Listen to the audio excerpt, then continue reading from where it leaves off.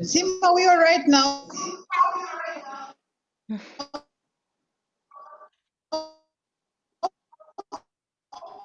Is that better? Is that now? Yes, Jennifer, we are live now. We've gone live. Eh? Okay.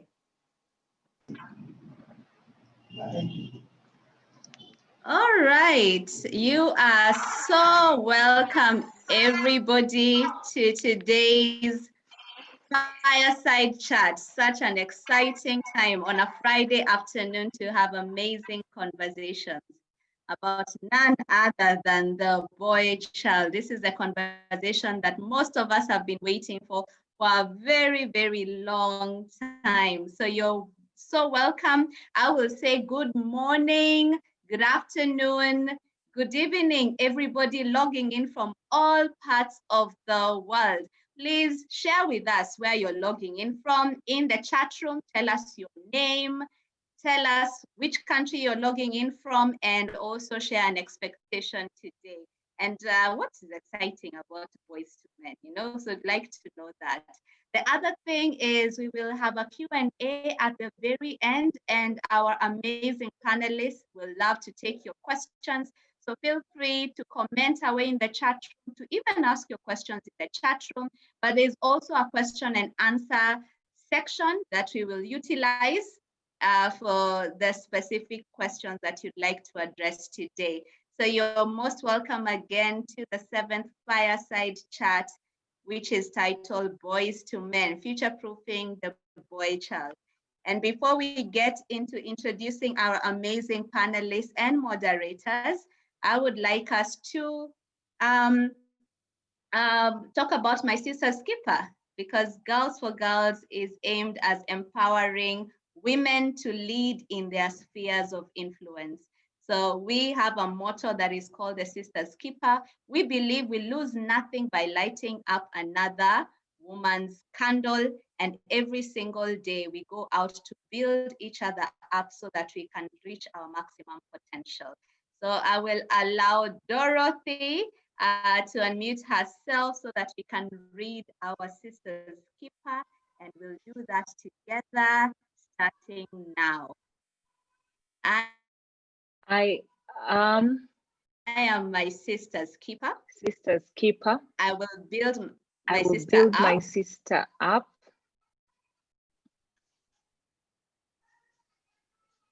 Encourage her. Encourage her. Empower her. Power her. And pray for her. And pray for her. I have no reason to talk about her. No reason to talk about her. Tear her down. Tear her down. Be jealous of her. Be jealous of her. Or compete with her. Or compete with her. I am going to stand behind her into her destiny. Fantastic. So if you've always wondered what Girls for Girls is all about, that's what we are all about. We believe by empowering other women, we are stronger together. And so the topic of the day is Boys to Men. Why have this conversation in a Girls for Girls mentorship session? Interesting. Many times when Girls for Girls started in 2016, we realized that there are things that are hindering women to actually reach their fullest potential. Part of it was societal barriers and also self-imposed barriers.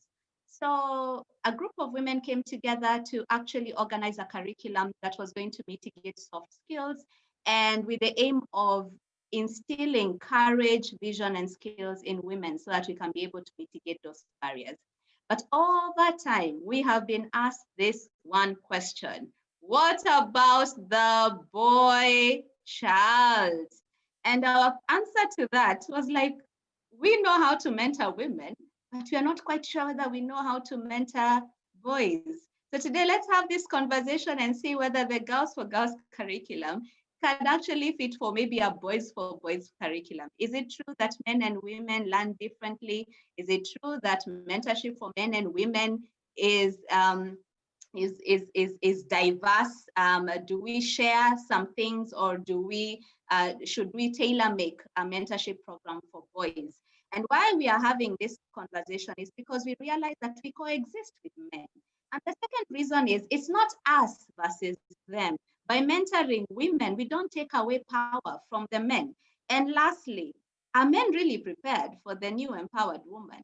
One of the questions that many single women like me get asked a lot is that, who will marry you? The way you're super empowered, you are treading off on a very, very thin ice. Who can take care of an empowered woman? So today, without further ado, I'm very excited to have an amazing panel, stellar panel, who are going to deep dive into this amazing conversation, and they'll let you know why the boy-child conversation is actually very important to them. I am here also taking notes. My name is Stella Kivila. I'm going to be your moderator for the day. I am a pharmacist, and I am the head of corporate partnerships in a digital health company called Baobab Circle. I also lead a team of people who build capacity in organizations through a company called Performance Point International. And most importantly, I'm a team leader and board member of Girls for Girls Uganda. I'm very, very excited to be your moderator today. And feel free, this is a conversation. We are around a fire. Let's imagine we are around a fire and we want to deep dive into amazing conversation. So grab your coffee, grab your tea, grab a glass of wine, grab some water. Let's sit down and have some chit chat. Our moderator for the day, my co-moderator, is none other than Dorothy Masifa Ochola, who is the head of legal and company secretary at Standard Chartered Uganda, and she provides support at management level for execution of the country strategy and embedding effective corporate governance practices. Her 11 years in the financial industry has firmly established her reputation as a commercially astute and client-centric lawyer. She coaches her teams to be business enablers who approach risk management from a solution-oriented approach and focus on pragmatic advice that guides on risk mitigation to support the attainment of business goals. Dorothy is a change agent who never settles once she identifies an area of improvement. When she identifies an area of improvement is required. I have witnessed that firsthand. She has influenced the adoption of new practices in the management team and the board, specifically with respect to effective board meetings and strategic action planning. Dorothy is a budding author and is passionate about teaching, mentoring, networking, and reading. She's energetic, self-motivated, and a firm believer in Paulo Coelho's quote, "If you believe adventure is dangerous, try routine. It's lethal." I am definitely stealing that quote. Dorothy tutors with the Ugandan branch of ICSA UK. She recently joined Strathmore University as an adjunct faculty member, and she's an active mentor with Girls for Girls. And Dorothy and I have just graduated a course, G4G Uganda Breweries Limited. She has been part of Rubies. She's been part of several cohorts as a mentor. She's also a member of the Africa List, the Boardroom Africa League of East African Directors, where she's currently undergoing executive coaching on key leadership essentials program, Harvard Manage Mentor. And today she's going to be our moderator for the day. Thank you so much, Dorothy, for joining us. Very excited about this session. And you're going to share with us why this session is very important to you. You have an impartation that I want because you are the mother of twins. So please teach us your ways. Thank you, and you're most welcome, Dorothy. Thank you very much, Stella. Welcome, everyone. Stella, that was quite a great introduction, and I'm looking forward to the. Fantastic. Thank you so much, Dorothy. Next online, the one and only Jennifer Mirembe Sensua. Jennifer,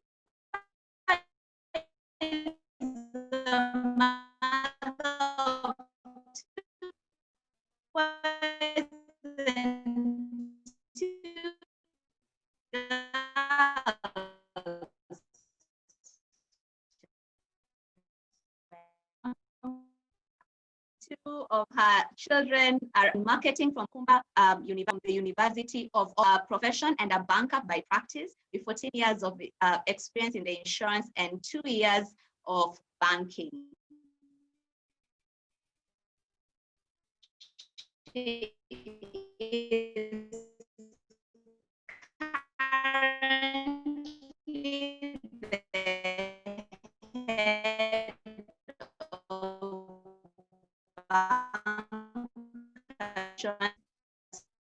Bank. She's also a Garten Association. She's a member of Rotary Alumnus of the Female Future Mentor, with special attention to the boy child in schools, churches, and domestic communities. Apart from her profession, the boy child keeps her away. And I remember when I met Jennifer in a meeting back to me, and she said the same passion for mentoring. Fantastic. So we'll move on to the next panelist.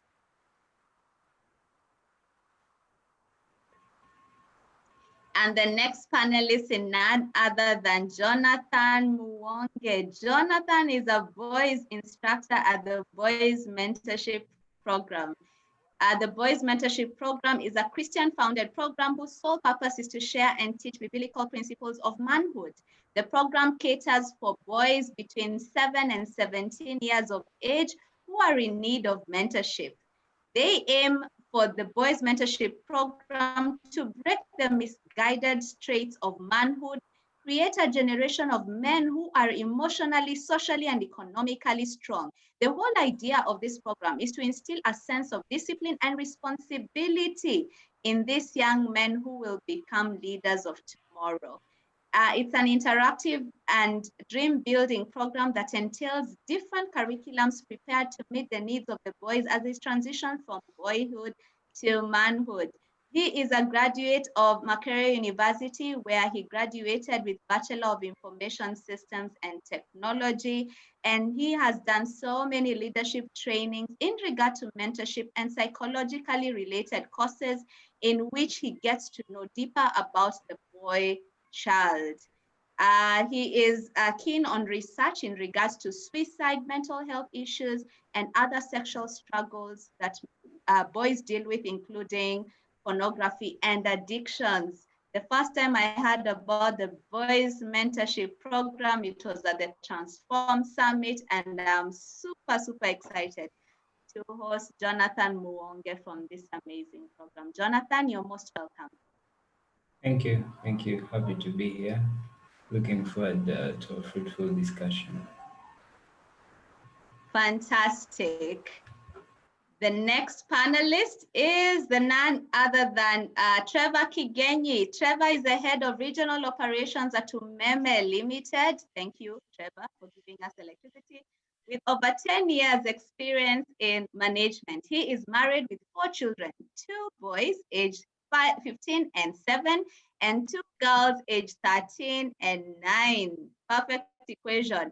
Passionate about leadership and mentoring. He mentors his teams and coaches his teams as well. And he got to tell us that he leads a very large team at Umeme, and definitely you can't survive without coaching and mentoring skills. He holds a bachelor's degree in commerce from Agra University, India, and a postgraduate degree in business administration from UMI, Uganda Management Institute. And he has a master's degree in power management from Ural University in Russia. He is a certified 4DX trainer of trainers, and he's a Rotarian, loves to read, swim, and travel. You are so welcome, Trevor Kigenyi. Thank you very much, Stella. Great to be here. Looking forward to an amazing discussion. Fantastic. Thank you. And thank you everyone for joining us. I can see very many people are joining us from all parts of the world. Thank you so much. So we'll deep dive into this conversation. And the first question would be, why is this topic important to you? what does future-proofing mean exactly? And why do you think it's important? Over to you, Jonathan. Oh, sorry, I muted myself. But for me, future-proofing, I had to actually look up the word aside from my opinion, and I came to see that it makes it's not to me in my own understanding. I just had to pick it out because we have to use our very own experiences. Future-proof, future and then proof. So I just merged the two words, and I thought it is not to allow the current generation of boys or of men not to make the mistakes that the past generation did. We are trying to make sure that we do not do the mistakes of what our fathers or grandfathers did. So this is where uh, this is where things like the boys' mentorship come in, girl for girl, and such discussions we're having so that the world can sit down and think, how do we future-proof a boy child? It is much more important to me because I'm ever looking at boys. I'm always hearing boys having issues, and it is so disturbing. But again, very breathtaking when you hear that solutions are being made. Yes, in a bit, that is what future proofing is to me. Fantastic. Thank you, Jonathan, for those amazing insights. Trevor. Oh, yes, Stella. To me, future proofing is about basically enabling ourselves to go into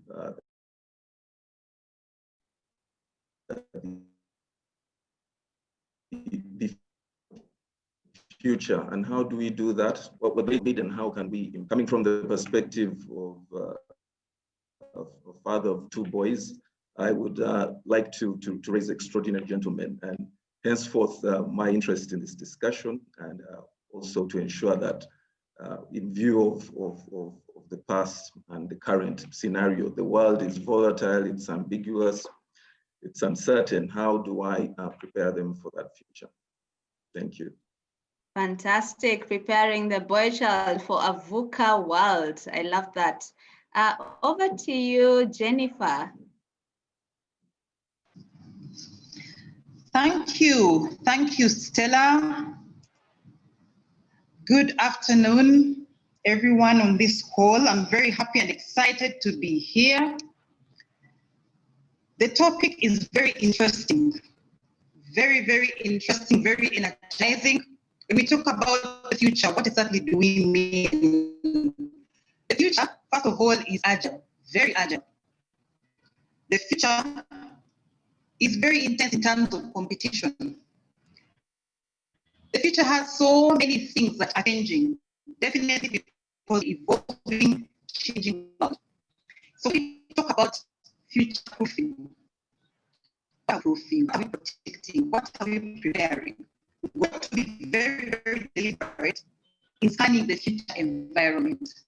Those things you see or think that can actually happen in the future, we must be very deliberate to take care of them. And for this subject, because we are future proofing the boy child, we must identify what are those things, those challenges, those areas that might be challenging for today's boy. How can we prepare that boy for the future?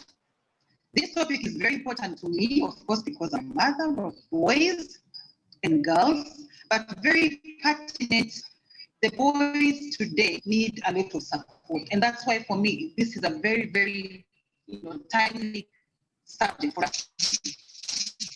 Looking forward to having a very nice and healthy conversation as we discuss the boy child. Thank you. Thank you so much, Jennifer. Thank you so much for that. At this point, I'll hand over the program to Dorothy Masifa, and maybe you could tell us what future proofing means for you. Welcome, Dorothy. Thank you so much, Stella. Good afternoon, everyone. Thank you very much, our panelists, for joining us. And Dorothy is my name. and I am a mother of 3 boys. I have twins, then they're 10, and then another one who follows them, he's 9. So for me, definitely the topic is very close to my heart because I have raised them up to now. It is still extremely hectic, and I would like to hear from the panelists, especially Jonathan and Trevor, who's are much older, how I can raise them better. But also, I am an only girl, so surrounded by boys as I was growing up. I interestingly have more male friends than female. So I think I somehow gravitate towards the boys to men. But so that topic is very close to me because I've seen, and it's not easy raising the boy child. I have friends who have girls and they say it's so much easier. I also see them, and it's not an easy task. So that's why that topic is very close to my heart. So Jonathan touched a bit on what future proofing means. And like he said, there's so much that is happening now, and even the future is uncertain. Things are changing, roles are changing, demographics are changing, the family demographic is changing. We have mothers raising sons on their own. Not so much here, but we actually have single sex families. We have women are more empowered. We have roles changing in the home, at work. So we are here really, like Jonathan mentioned, to talk about in this current dynamic. And we see that the days we are in now are not the same days that our parents grew up in or that we were raised in. So what does this current dynamic that we see every day, what does it mean for the boy child for the future? How can we prepare the boy child to be able to thrive and survive in a future that seems uncertain? So that is what we are going to deep dive into today. And I hope you'll enjoy the conversation. So I'll start off by asking with the first question. What does, please explain what future proofing means to you, and why do you think it's important? And I would like to start off with diving deep into a question that is close to each of our hearts today, and I touched on it, which is women empowerment. And this has become a buzzword. We know that ladies are given preference, be it to get to university, be it to get on boards, be it to get employment opportunities. That is now what is happening in this century. So what does that mean to the boy child? And I would like to start with Trevor. Is there a need to focus on empowering the boy child? And why do you think that is important? Thank you, Dorothy. Yes, I do believe there is definitely need to focus on the boy child. Looking at the past, I mean, since the Second World War, men all went to the war to fight, and at that point, women came into the workforce in the 1940s, 1960s. And now, since then, continuously, women have been more present within the environment. However, the question then would be, considering that the traditional role of the girl or the woman has now evolved into something different.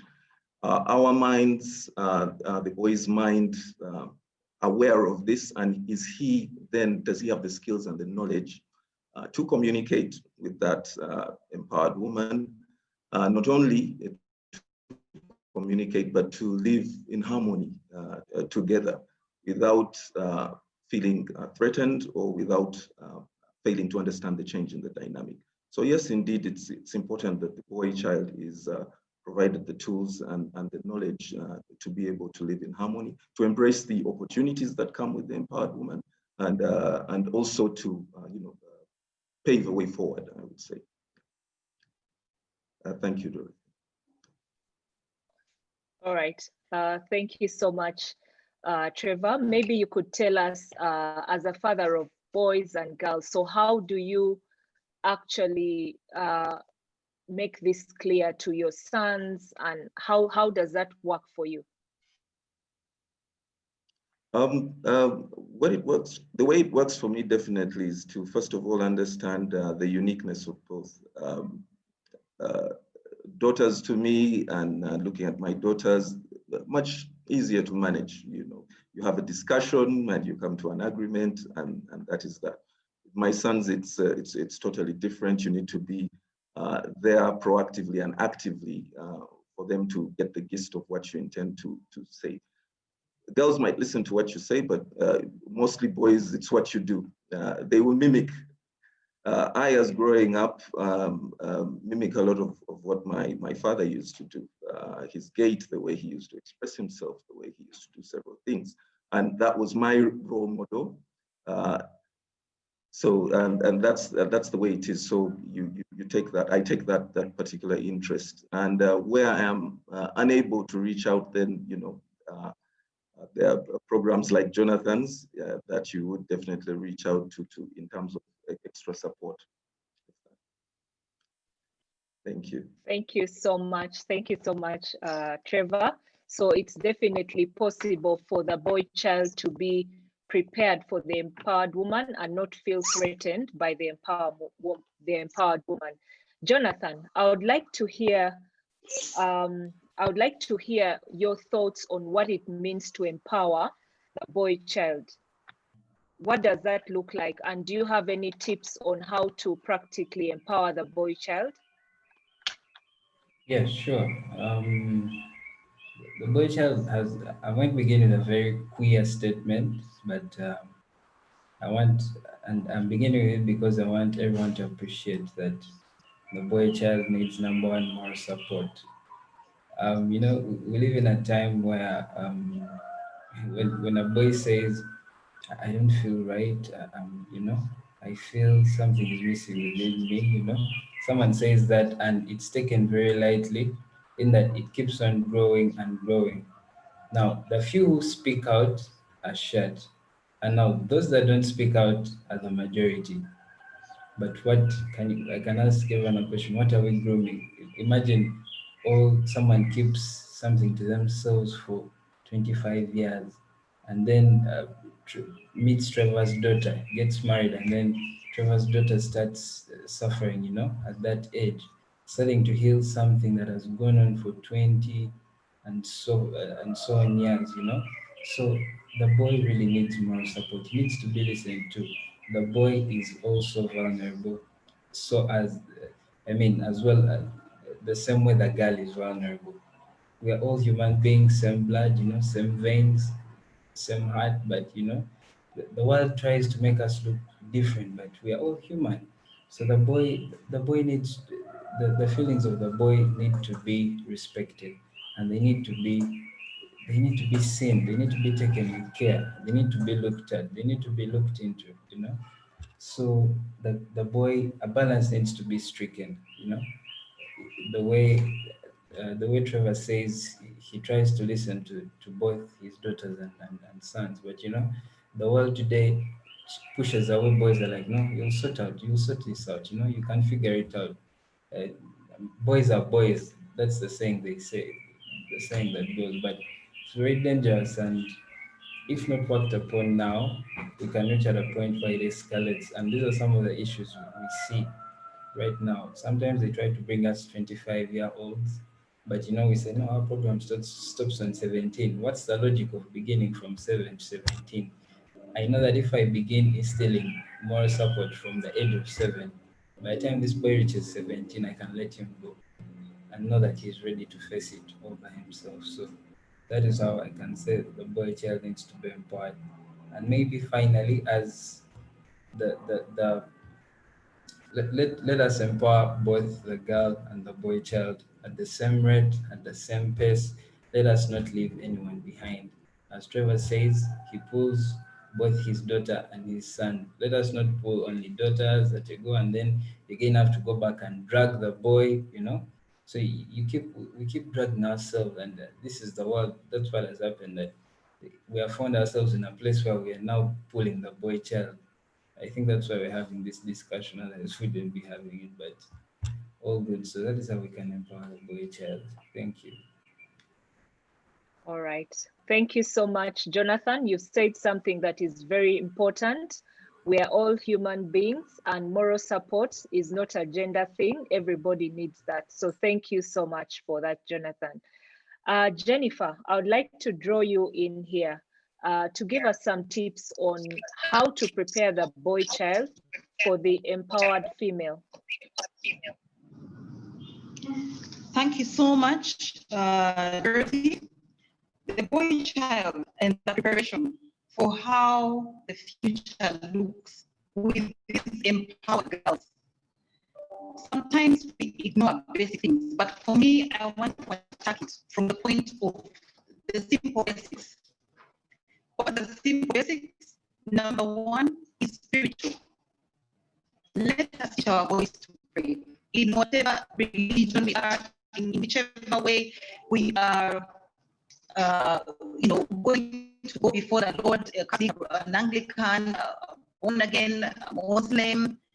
The boy child needs to be taught to pray, reverence to God. The second aspect for preparing this boy child for the empowered girl is physical. There are so many aspects where we look at the boy child. For example, the mother, you're very, very important for the guardian to taking care of the boy child in terms of the physical aspects. Those few things that we see that actually would have initially brought attention physically. How is this boy growing? When we talk about the boy child, we are actually talking about boy as they are born. The few things we see about these boys is he a young child? Is he a healthy child? As a mother, you know that the girls today, girls, require a physical boy or man.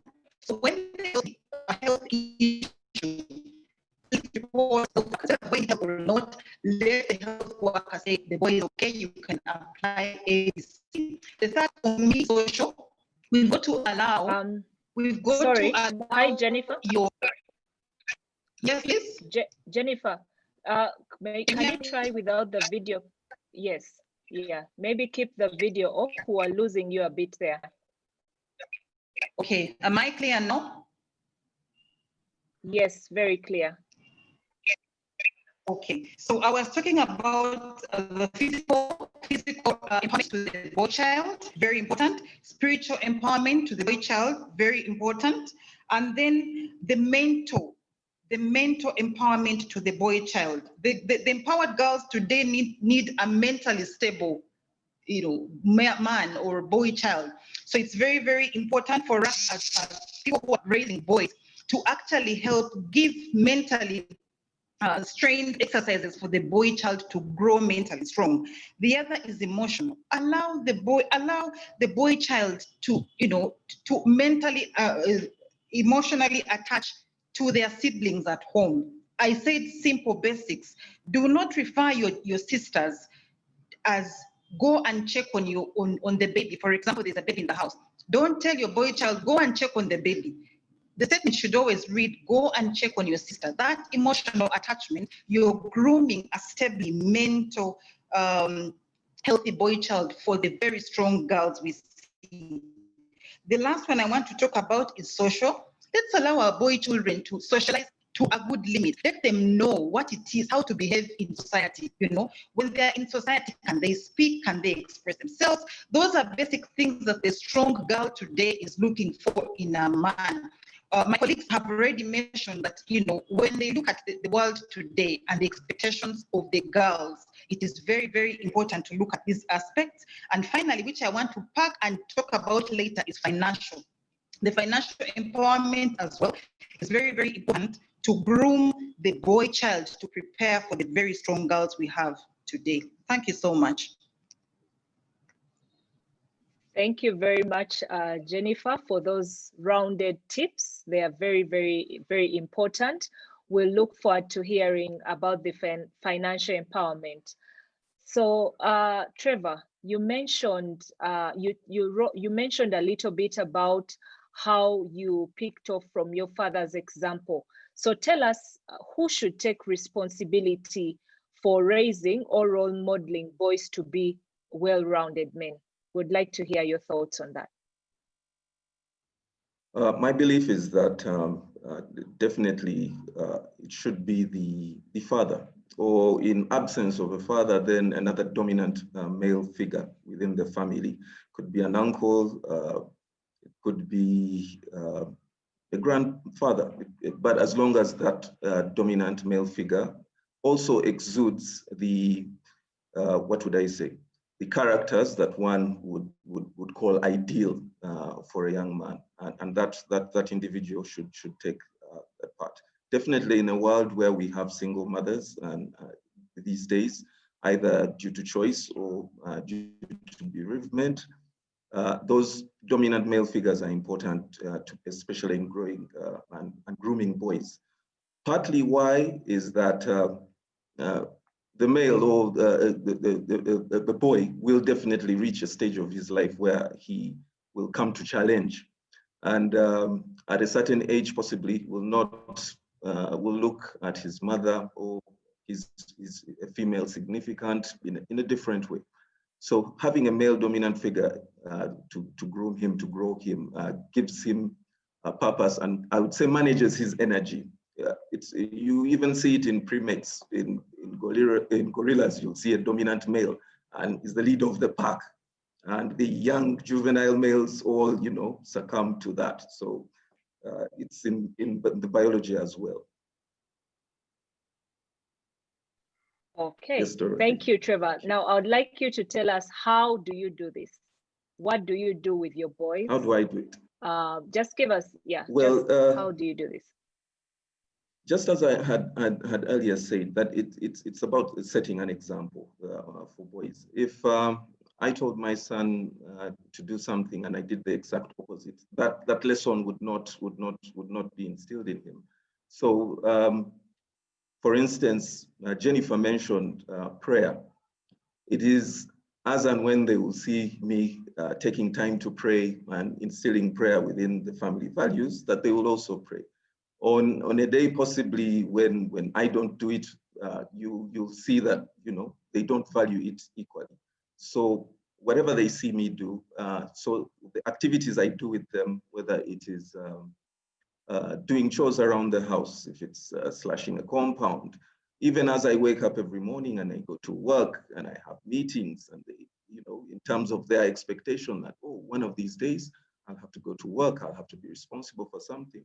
One of the things I picked up from my dad is in terms of providing for the family.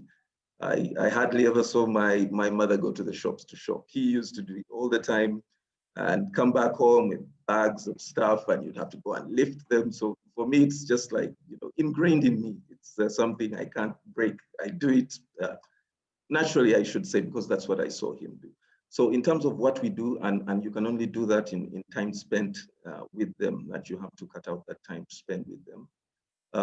I remember, I think it was you, Dorothy, who mentioned, it was Stella, who mentioned that she used to see her father go with her brothers, and on the passing of her dad, they just filled in the space. They knew all the elders, the people in the community, and that as well, basically they were being groomed to take over, to lead, and it was their father who guided them in that. So they just took it up naturally. So it is indeed a father's responsibility. Thank you very, very much, Trevor. That is extremely clear. So role modeling is a practical thing. Thank you for that. So Jennifer, what do you think a mother's role is in role modeling proper behaviors to a boy child? Hear your thoughts on that. Thank you, Dorothy. For me as a mother, I want to first of all agree with Trevor. This role of preparing a boy that is well-rounded into a man is a shared role.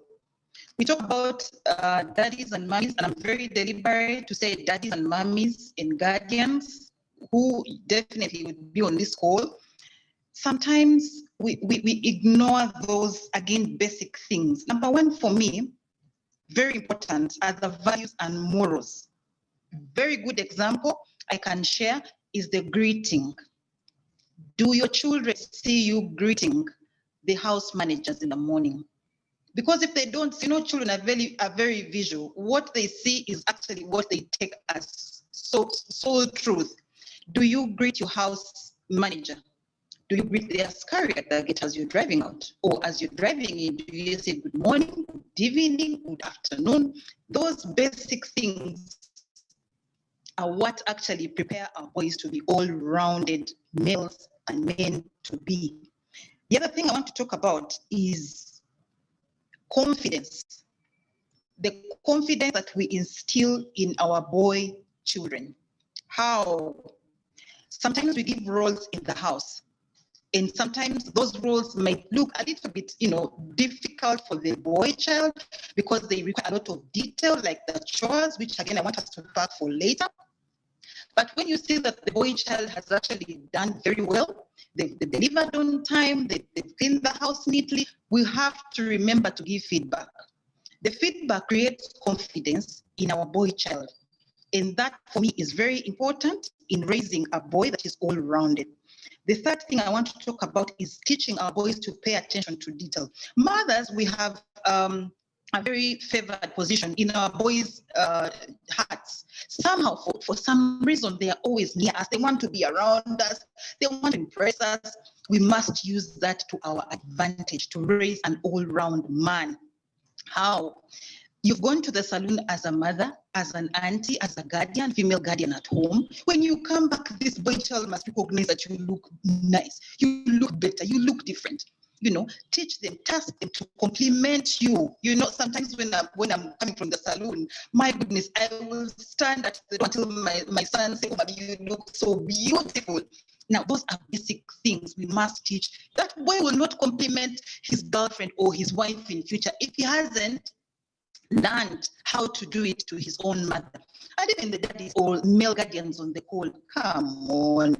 Just teach yourselves to compliment each other as husbands and wives at home, so that your boys learn that actually it's okay to say, "Oh, you look nice. I like the shade of the lipstick." Now, those are paying attention to detailed issues that I'm talking about. The shoe is new, the dress is new. Teach boys to recognize those small details so that in the future, even when you give him a report to do in the office, he will pay attention to those small figures in the report, My last point on this is financial. I had promised earlier that let's pack this. Now, let's unpack the financial management.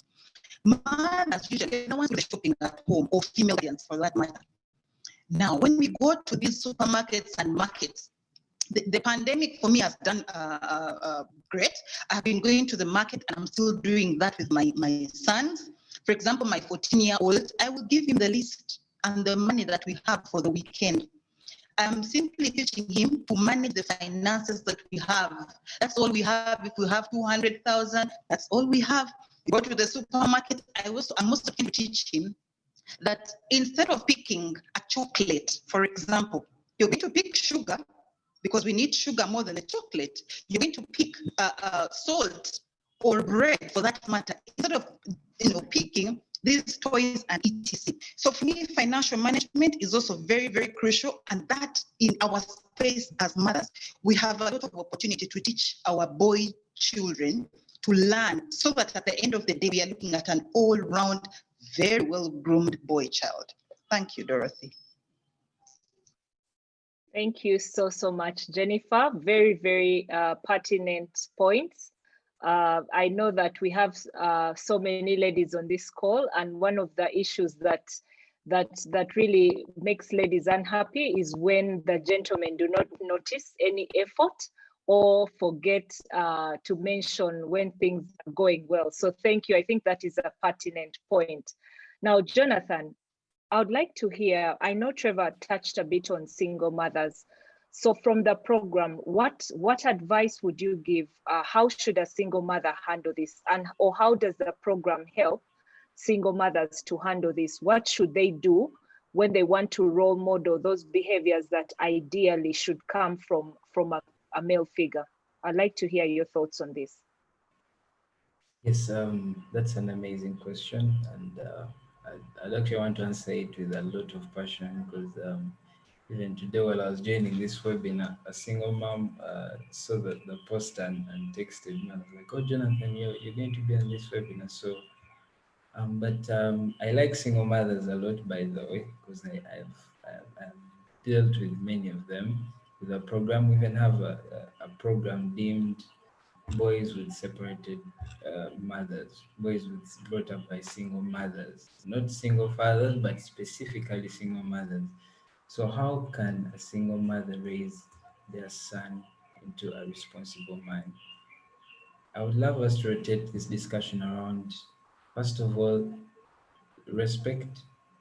You have to teach your son to respect you because it was my brother Trevor who said that normally in a home there is the tougher figure who is the father. Now, in the absence of the father, that means you still have to command that respect, you know, respect, love, trust, and communication.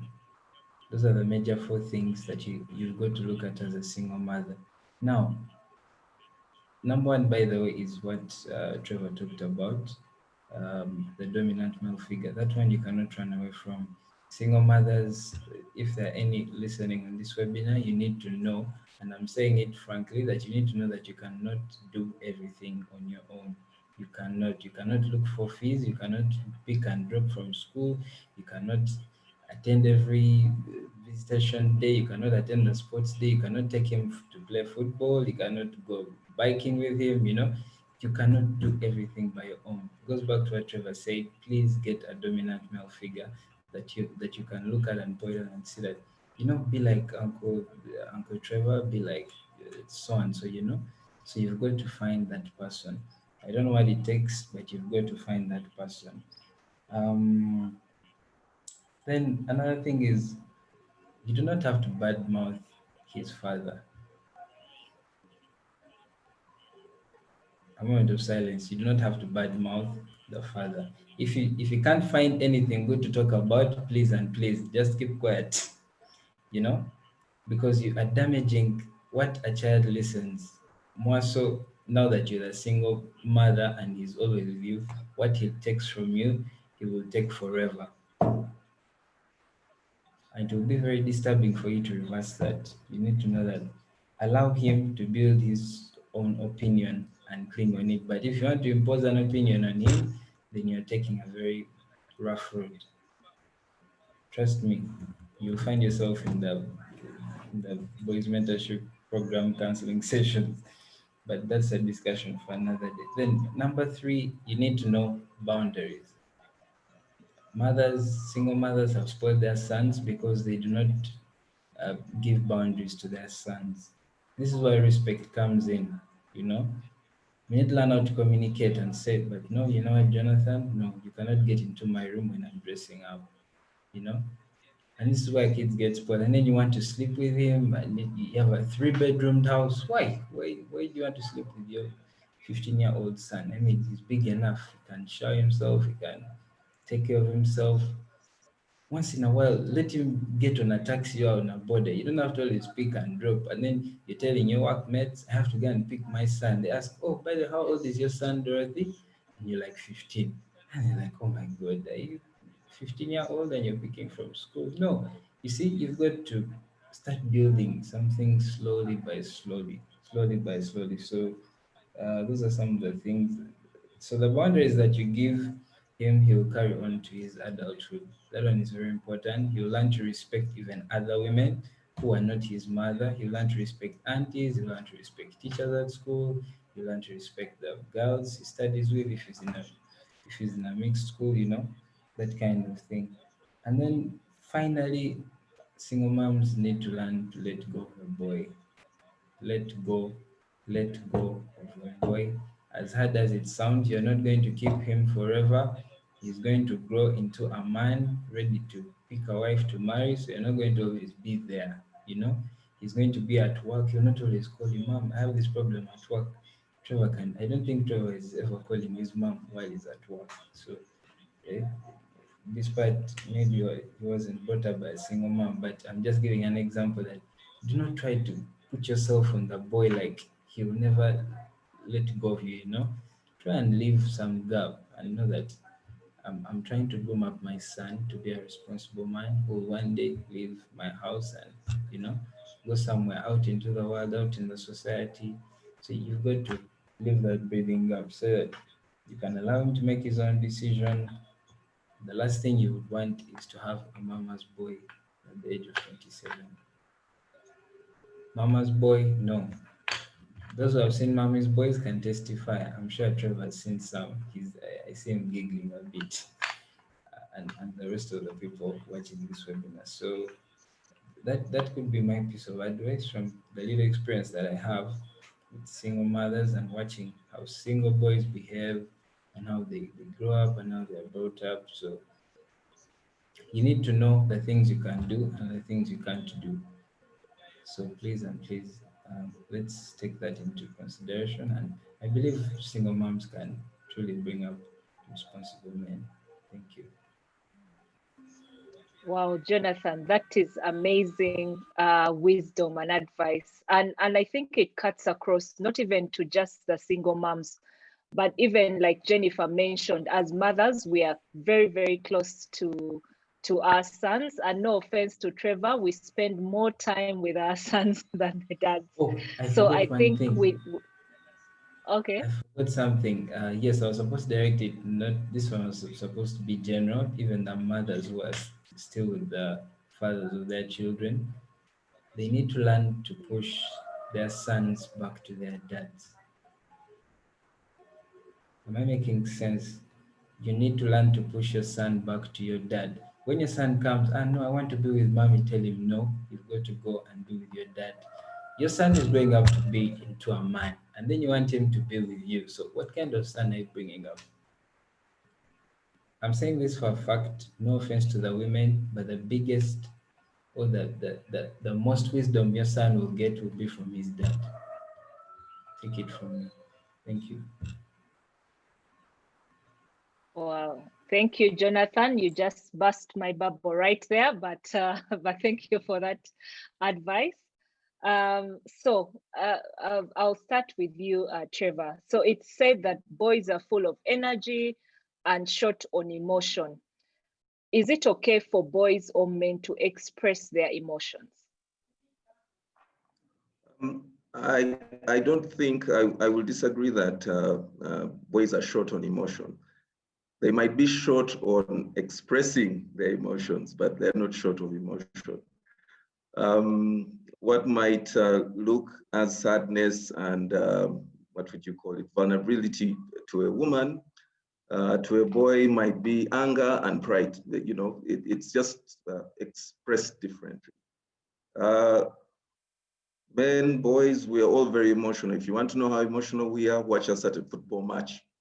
We will cry, we'll high five each other, we'll hug each other. It's a safe space to be like that. And you know, it is acceptable within the society. And that is possibly the challenge that is there. From the media, from everything, since we were kids, what have we been seeing in terms of superheroes, in terms of actors, male figures? You're in control. The crying is for the ladies, you're solid. So even if it's not taught at home, it's what we've seen, it's how we've grown. So it's about, I think, trying, and this is where I think the mothers come in. For instance, possibly me being dominant and me being the bad cop in my marriage and looking at the kids. They will feel safer, you know, talking to their mother or asking her for things or informing her of certain things. Jonathan gave me a beautiful pointer that I would definitely share, that, you know, they need to push them more to my end and know that I'm not such a bad guy after all. So yeah, especially in terms of the boys.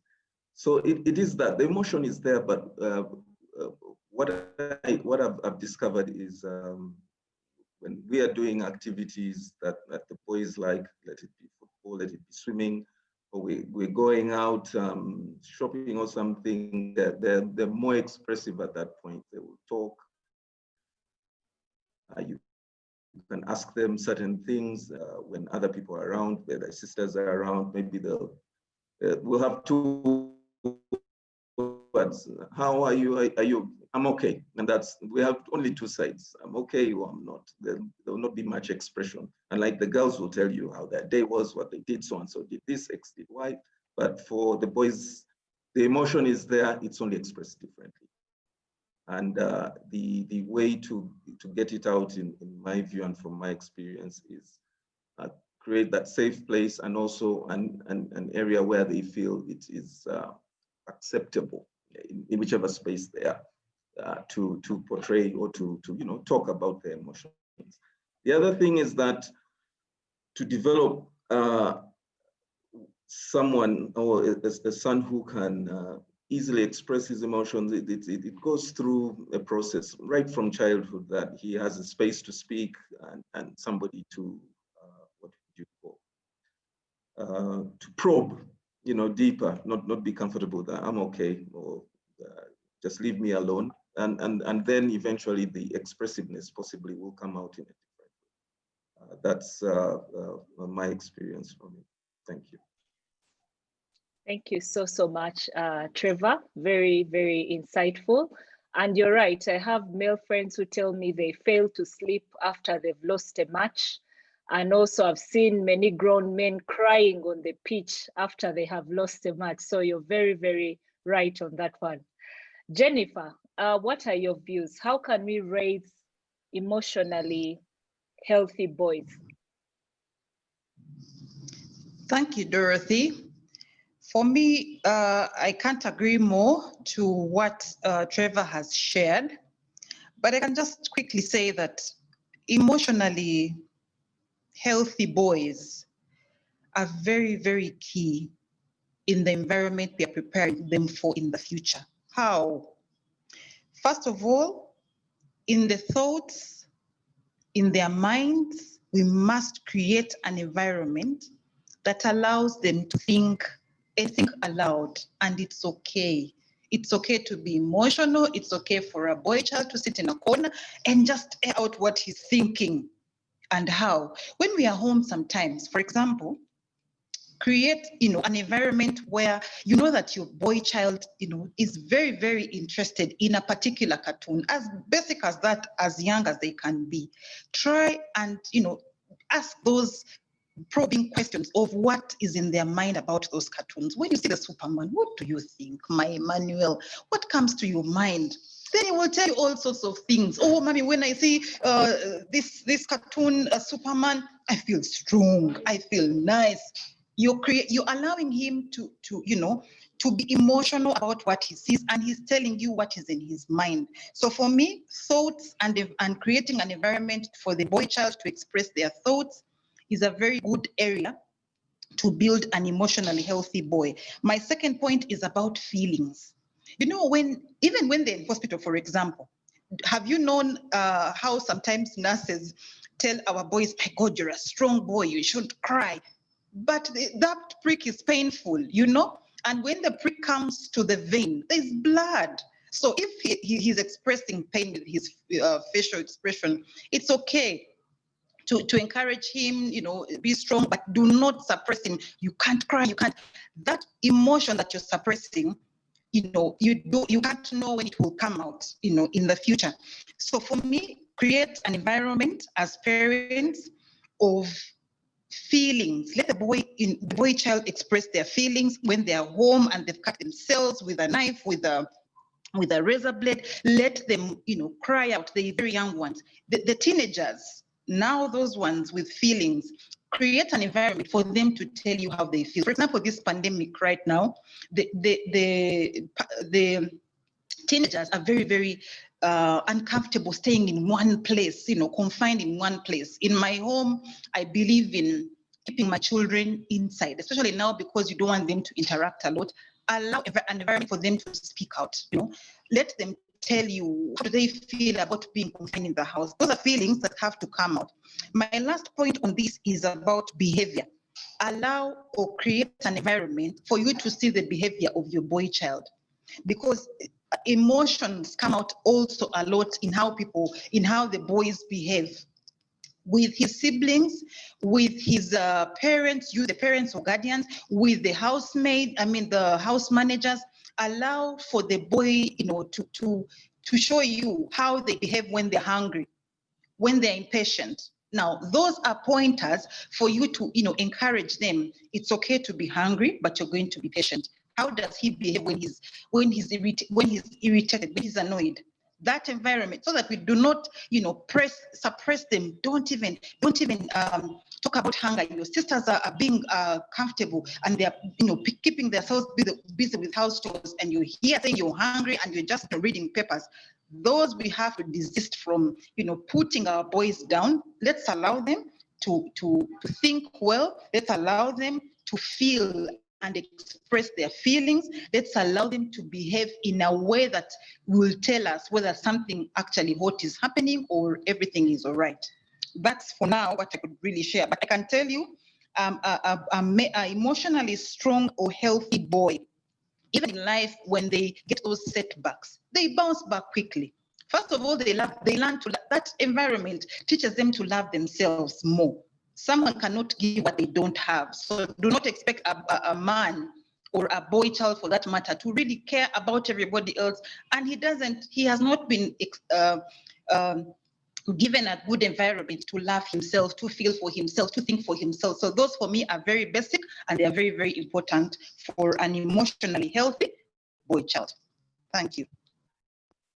Wow, thank you so much, Jennifer, for letting us know that the boy child has feelings that need to be validated and understood and expressed. Thank you so much. So thank you all our panelists. We're done with the first half of our session. I would like to hand over to Stella to tell us what our audience is saying. What insights are you seeing in the chat room? Over to you, Stella. Oh my goodness, Dorothy. Aye. For the first time in a long time, we have the men coming out in the chat room. I know they're always there, logging into our fireside chats, but they've never felt confident to come out. So let me just first of all give a shout out to these courageous, amazing men. And if you're a man who has not yet commented in the chat room to tell us who you are and where you're logging in from, please do that. So I want to shout out to Chris. Chris, you're welcome. Bernard has written an essay in the chat room. Please read it. It is full of amazing insights. Daniel, you are so welcome. So I've captured only 3 men, and of course our panelists who are on this call, but I know there are very many more who are listening in. So please introduce yourself and tell us where you're logging in from. And also everyone else on the call, please introduce yourself and tell us where you're logging in from. So far, we have people from Uganda. Ugandans, you're so welcome. Kenya and Switzerland. I have nobody else from anywhere else. So if I haven't captured your country, please tell us where you're logging in from. So a few comments, Dorothy, before we go back to the panel. Ooh, people are opening up, But let me just start from where Bernard stopped. And if you haven't read Bernard's comments, please do. And Bernard is saying that he believes that both men and women should be mentored equally in the same strides, because women, from the time that we are conscious, we are always mentored. We are taught how to cook, how to sit, how to greet, how to behave in front of people. Everything about us has our full journey has been a lot of mentorship. But what about the boys? The boys are just told, you know what, just go home, go and play, things will be done for you. And are we surprised that we have dads who are raising children and they have no clue? Many women, and in his words, many women cannot stand their men because these guys are clueless about life in general. So that is from a man to us.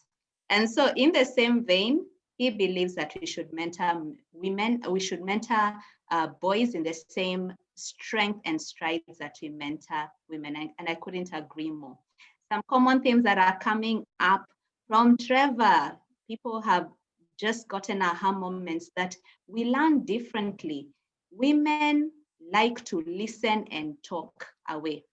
And then men like to see and do. And thank you so much for you referencing everything that you know you saw your dad actually doing.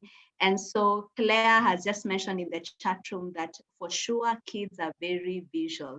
You know, the saying that goes that don't tell me what, let me tell you, do what I say, not what I do. That is completely wrong. People do what they see you doing. And many times people have become their mothers or they become their fathers. The second theme from Jennifer that came out very strongly is that you cannot just prepare a guy, by osmosis, confidence is learned and it's learned from feedback.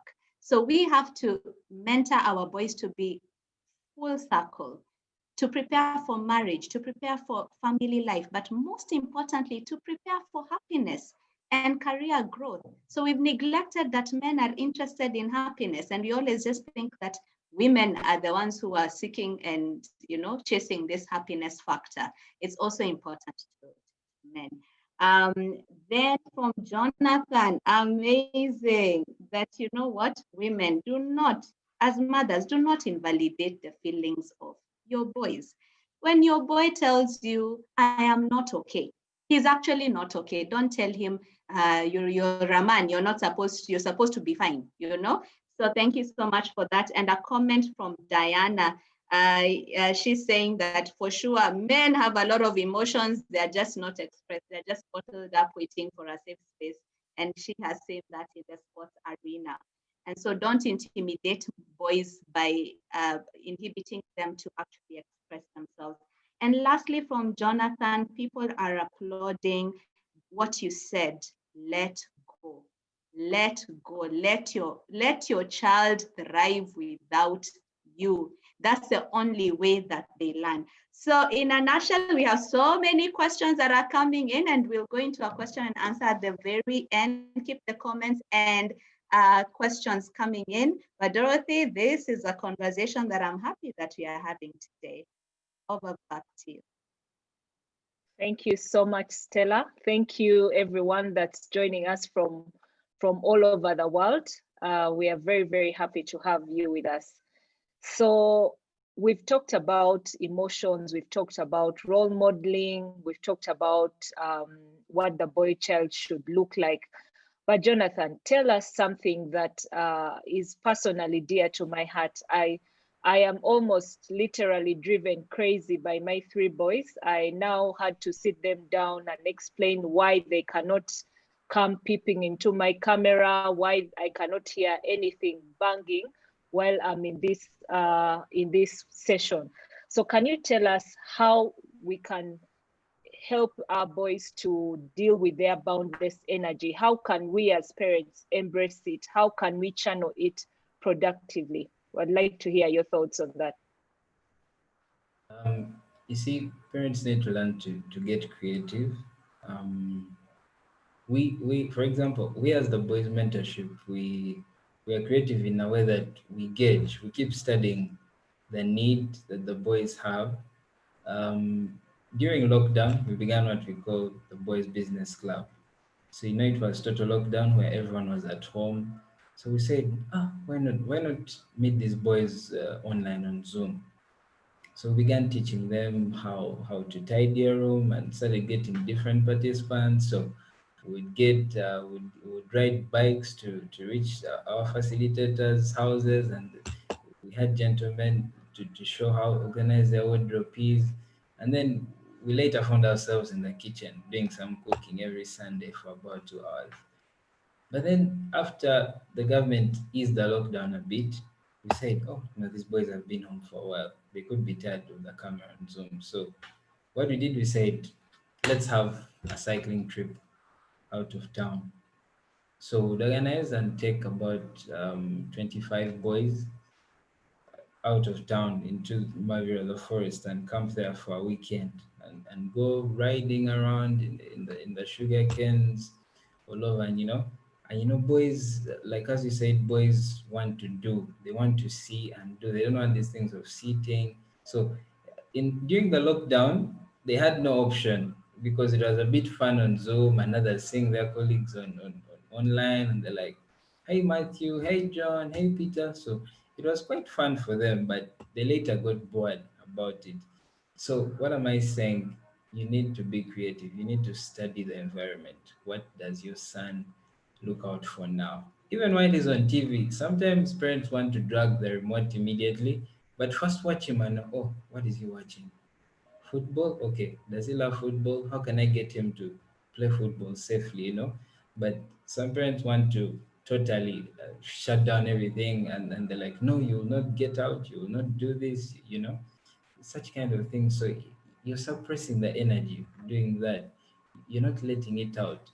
Let him understand that you need to be safe because after all, you're not going to be with him forever. Goes back to what I'm saying. So there will be a time where you can't control him. So I mean, try and let go a bit, but as you deal with trying to allow him explore his energy. So channeling the energy and making it useful, uh, even in those activities. I think it was Jennifer was telling us how his boys have picked up washing her car, and then sometimes you can join them for like a minute or two and be like, hey guys, and pour maybe water on one, and then crack a joke, and then be like, but you know what, John, what you did the other day, I didn't like. And then where credit needs to be given, give it. Like, oh guys, by the way, I like the way you washed my car yesterday. Then give reward, give credit.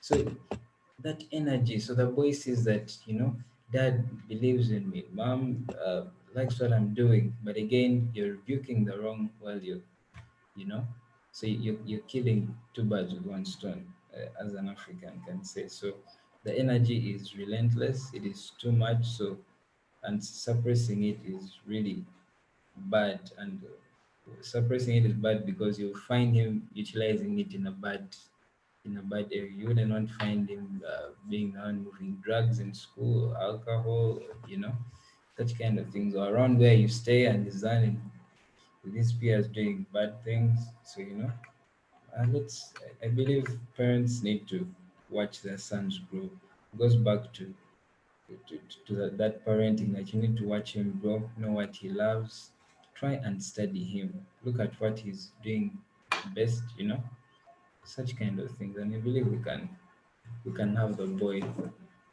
grow up into being responsible. Thank you. Thank you very, very much, Jonathan. We have to be creative for our boy child. Jennifer, tell us as we wrap this point up. It's always said that we are raising a gadget generation. Is it a good thing or bad? A gadget generation.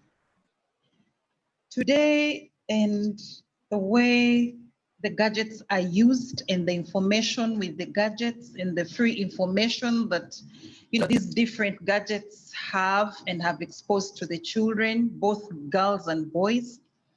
It's a good thing to have these gadgets, also to know and learn how to operate them. Today you see that where my location is challenged with the video. It's a good thing for our children to know and learn these skills when they're still young. However, I think we need to help them and guide them on how far they can go with these gadgets. Sometimes as parents, we leave these gadgets for our children as if those gadgets are helping us to raise them, especially the corporate moms and dads. We have so much to do in the offices. By the time you're going back home, my goodness, we have bought all these laptops and phones and have left them at home. Right now, our children are actually learning from these gadgets at home. But after those Zoom classes are done from school, what happens? Do we actually pay attention to know how much information they access? So for me, the gadgets are very, very good to prepare our children, both boys and girls, for the future, because that's the new normal, really, and it's only going to get tough. But we have to be very deliberate to check this gadget I'm giving my children at home to learn, and all these classes, how far can I release the apps for this child, for these children? There are those particular settings we can actually deliberately do to actually limit the access of information our children can get to. That's why you see that today you try to sit down and digest issues with with our children at home, and you just realize they have so much information that you can actually could never imagine. So for me, the answer to this is yes, the gadgets are very good.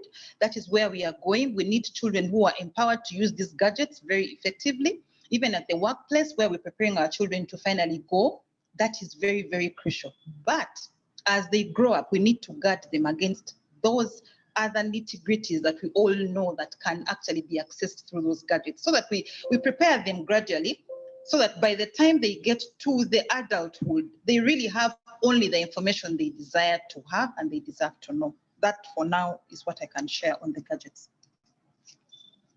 Thank you so much, Jennifer. And you're very right. I actually learn how to navigate my computers from my sons. They are more gadget savvy than I am. Trevor, you're raising both boys and girls. Tell us whether we should differentiate between roles and responsibilities as the children are growing up.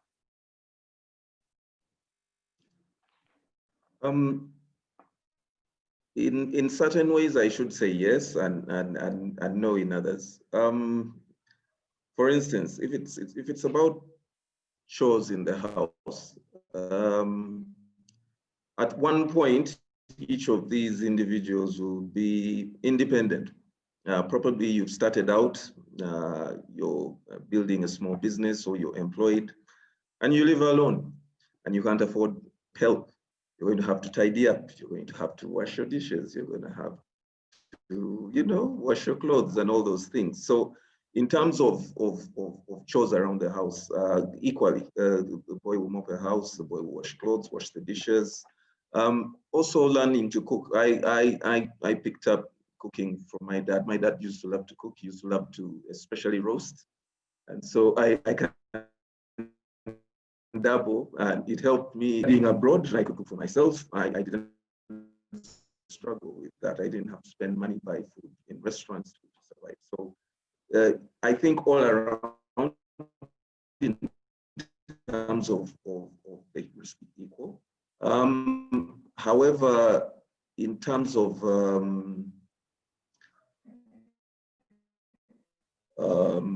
what would I say? Where would the differences be? Where would the differences be? In terms of the way I would guide my sons, it would be from a man's perspective, I should say. Well, it's communication. I'll do it from a man's perspective, and also what when considering I have a 15-year-old, definitely the conversations would be extremely different from my 7-year-old. But now my son, who's 15, is beginning to interact not only in school, but generally with females. So the discussion I have with him, as uncomfortable as it is, which is still a learning process for me. I'm actually gathering a lot of learning points from Jonathan in terms of how to do that. I'm not an expert, but that discussion then changes in terms of how I'll deal with the boy, because boys have different needs from my daughters who have different needs as well. Although in that form of discussion, for me, I would prefer the mother would take the lead. I wouldn't feel comfortable having birds and the bees discussion with my daughters. I guess that's a weakness. I don't know, but I'm not yet there, I should say. Okay. Thank So you I think for it that depends. insight. But when it comes to things to do, yes, when it comes to things to do with leadership, with confidence, with now that you can do as a group, and we have those discussions with them as a group, boys and girls alike. It's the same. They would experience the same in life, and hence my affiliation and liking for a project such as Girls for Girls, because I have daughters and I would like them, especially to be empowered as well when they grow. So in terms of that, yes, both boys and girls on the leadership aspect, you don't differentiate, you take them at the same level, because the experiences will especially be the same, apart from possibly for girls, they'll face other difficulties besides the normal working difficulties that they face when they're in the employment space or the business space. Thank you. Okay. Thank you for those practical insights, Trevor. Very, very helpful. Jonathan, just briefly, especially from, because your program focuses on the boy child, are there any roles that you emphasize? This is a man's role, this is a boy's role. What are those, if you could just give me maybe 3 or 2, what are those roles that you would say should only be for the boy child? Well, to begin with, for the boy child, the boys mentorship program is to nurture boys who are in transition to manhood. I don't want us to run away from the fact that this boy is going to become a man, you know, and this is what we are trying to train in, that when you become a man, number one is always about provision. Like Trevor said, the why his father is his role model is about provision. As a man needs to work. Even in the boys business club we've been having, we challenge the boys every week, and we ask, so because we meet always once a week on Zoom every Sunday, and we ask, how much did you earn? So for example, they ask Trevor, how much did you earn? And then he comes out to say, oh, I earned 20,000. So like, so Trevor, 20,000, you have 4 kids, you have to transport them to church. They're going to ask you for ice cream. They need sugar. You need to pay rent. You need to, how are you going to juggle this when you're a man? So you get the idea that what I'm trying to instill in this young man's head. At, I have kids as young as 6, but we are telling them this. But you see, whenever you delay and now tell me how very responsible this kid is going to be when he reaches, by the time he's 22. I mean, he'll be untouchable. I've got one who is 12 years old, 11. He's actually 11 and he's a CEO already. He makes cookies, he bakes cakes, and I'm telling you, his account is untouchable right now. I think he's got about 6 million now in his bank account, you know. And these are the kind of boys we want to raise. We want to let you know that you cannot run away from provision. That one is a man's number one role. Let the woman's income be an addition, but let it not actually be your focus, as a man in the home. And number 2, I want to speak about a gender neutral environment. There's some things that we try to impose, yet they shouldn't actually be imposed, That, as Trevor said, that there's some things that, uh, I mean, both male and female cannot run away from. I try to give him examples. You go to cafes, you go to restaurants, I think it tells you the best example to show your kids. You're like, oh, you see, that waiter is male, now the chef is female, you see? So the roles are cross-cutting. It doesn't have to be like, no, John, you're the one to wash the dishes. I mean, Pamela, you're the only one to wash the dishes. For you, John, you can now be digging, you see? I know people who grew up in a traditional setup will tell you that if it was time for digging, everyone had their hoe. If it was time for fetching water, everyone had their pail of water. If it was time for eating, everyone ate, and from the same plate and same amount. So it was little or no favoritism, And then, but again, you have to set boundaries. You have both female and male children. You got to tell John, no, you know what? When your sister is dressing up, you don't enter her room. Well, when she says excuse me, you got to excuse me. And they need to know that girls go through their menstruation periods and they need that kind of respect, and so all that needs to be taught. And the more run away from this, the more we are bringing up a troubled generation, I can tell you. So roles and responsibilities, largely it is a yes and a no. I'll still side with Trevor. Thank you. Thank you so much, Jonathan. That is amazing wisdom. Jennifer, tell us, whether it is worthwhile teaching the boy child any household chores, or should this be left to the auntie or to the mother? Thank you, Dorothy. I'm smiling as you're asking that question because, yes, it is very crucial for the boy child to be taught the house chores. There are so many hands we need in the house, you know, to actually keep the place tidy, to keep the place neat. And some of the hands we need are the boys' hands. So for me as a mother, I want to share two experiences. One, about my 14-year-old son. I have deliberately given him tasks to do chores in the house. And I'll tell you what these tasks are helping him to build for skills.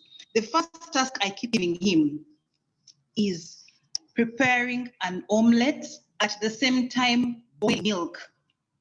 Do you know at one side, milk must not actually pour, and milk must not mix with the oil he's using to make the omelette, or the salt he's mixing into the omelette. So this side, he is preparing an omelette. It must not burn.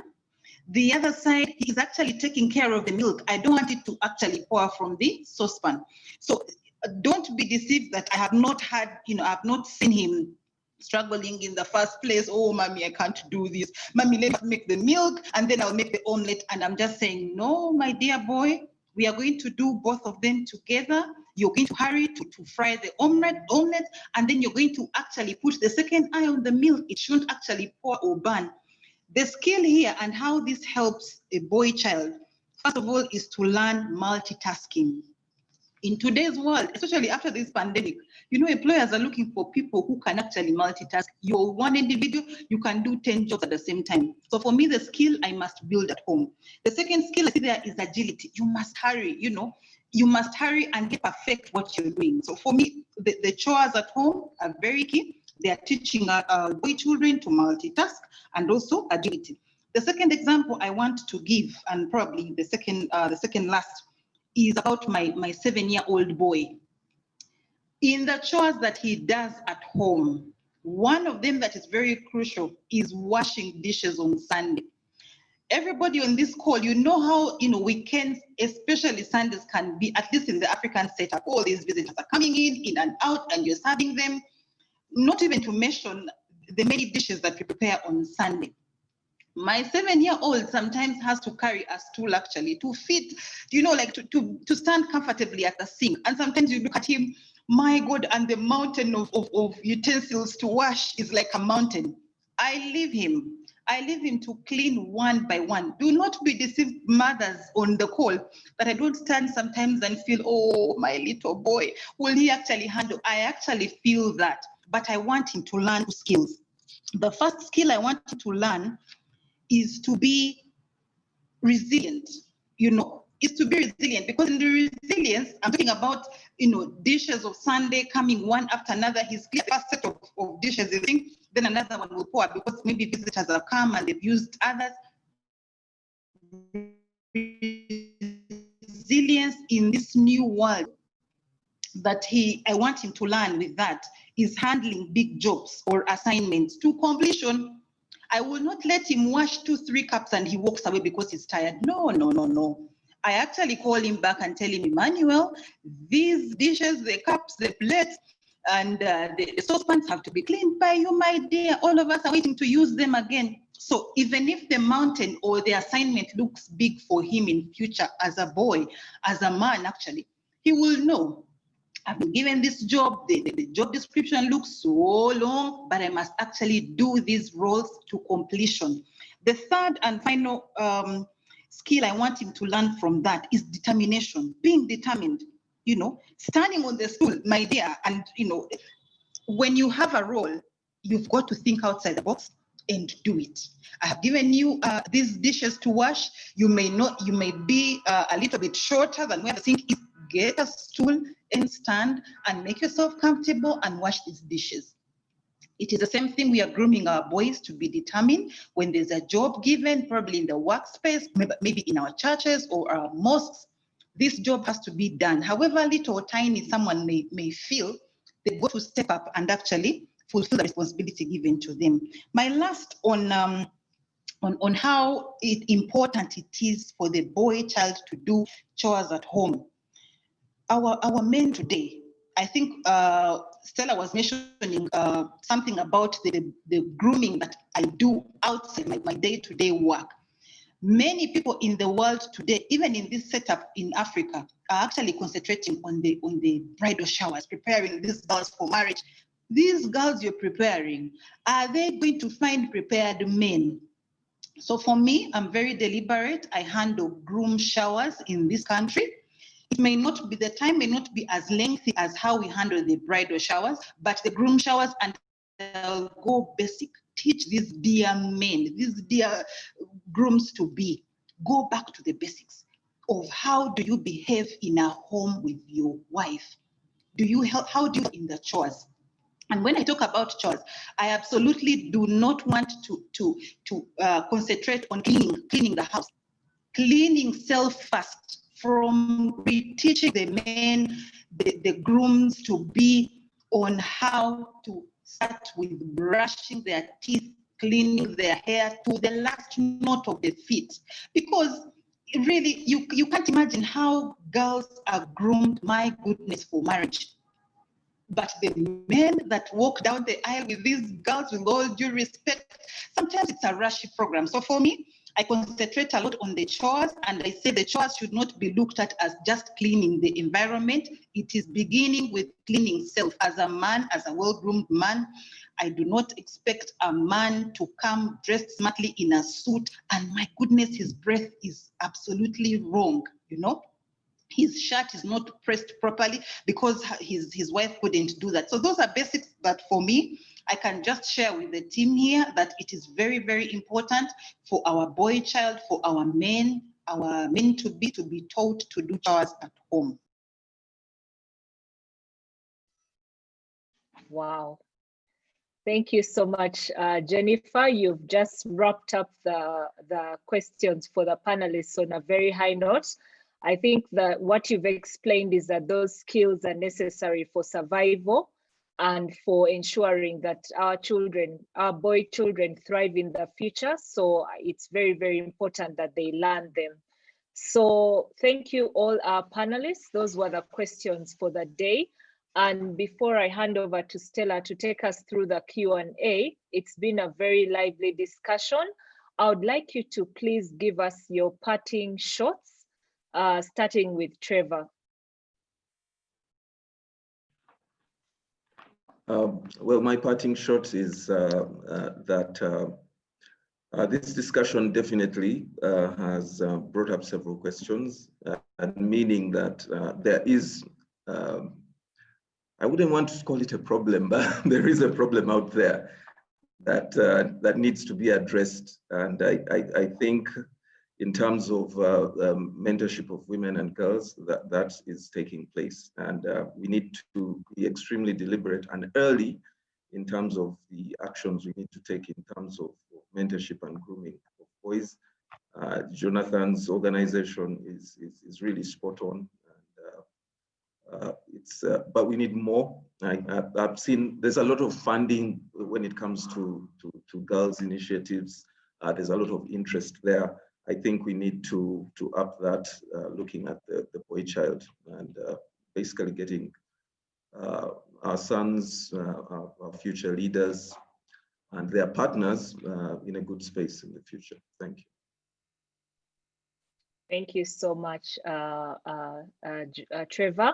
And I think problems give rise to solutions and creativity. So we will definitely, I believe that will be picked up on. Jonathan, I know you're part of the solution, but can you tell us your parting shots? Yes, surely. Quite an amazing discussion. Never can each day I get an opportunity to talk about the boy child. I mean, I cannot hesitate. However, whatever I'm doing, I'll just pause, just talk about the boy child, and keep requesting people to stand up for the boy child. Let us recognize the boy child. Let us encourage the boy child. just as we encourage the girl child. And like Trevor says, those who want to partner with us can always contact me. Stella has got our contacts. We need people to partner with. We need people to work with. I believe we have a bigger.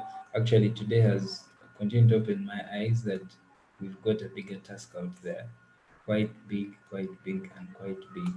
But I believe the sky is always the limit, and we are ready. And my team, we are always out on the look to tackle any problem. So thank you very much. Thank you, Jonathan. We will definitely support you by bringing all our children and in any other ways. Jennifer, for your Thank you, parting Dorothy. shots, I love, okay, please go ahead. Thank you, Dorothy. My parting shot will be very, yes, brief. It's amazing how the need of grooming the boy child can really be very crucial in the country and in the world at large. Sometimes we like, or many times we like expressing the males as, oh, my handsome boy, my handsome man, my handsome husband. But we've got to be very deliberate to empower the handsome looking man to have handsome morals, handsome values, to have handsome behaviors without we mentor them and nurture them. And you know, you cannot nurture and mentor as a one-off. You see, today we are in a discussion, very nice discussion, but it's a one-off. So for all of us in our different spaces where we are, it's a responsibility. There's black male in your house. You could be an auntie, you could be a mommy, you could be a guardian. There's that male who is going to be the future president tomorrow, is going to be a future minister, a future CEO, a future MD. And with all these, sorts of titles, we give them the king, the CEO, the who. Let us, be deliberate. My statement is very deliberate on being absolutely deliberate on helping and mentoring these handsome men.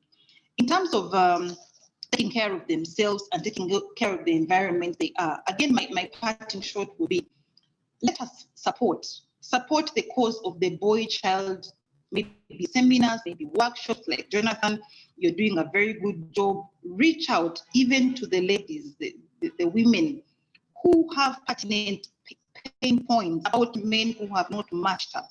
They have so much to share to help the growing boy child to be different. So for me, I would really, really like all of us here to support the boy child. Whenever you see any reason flyer or any reason banner to support a boy child cause, please be engaged, either financially, physically, or in whichever you can support. Let's do this together. Thank you. Thank you very much, Jennifer, for that call to action. We will definitely see how we can support the boy child. So Stella, I'd like to hand back to you to take us through the Q&A, and then we can wrap up. Thank you to the panelists. Fantastic. Thank you so much, Dorothy, and thank you so much to all the panelists. This discussion has been full of insights. Everyone has come out to really support everything that you have said today, and the questions are so many. Without further ado, let us get into the Q&A so that we can address some of these concerns that very many parents are facing. I will start from where Jennifer left. And Jennifer, who are saying, switch on the volume, add the volume, amplify the message that you are passing on. In fact, I think some women secretly are asking, what is the age limit to sending our husbands to your groom showers? But as you answer that, this question about chores, people loved when you were demonstrating about teaching your son.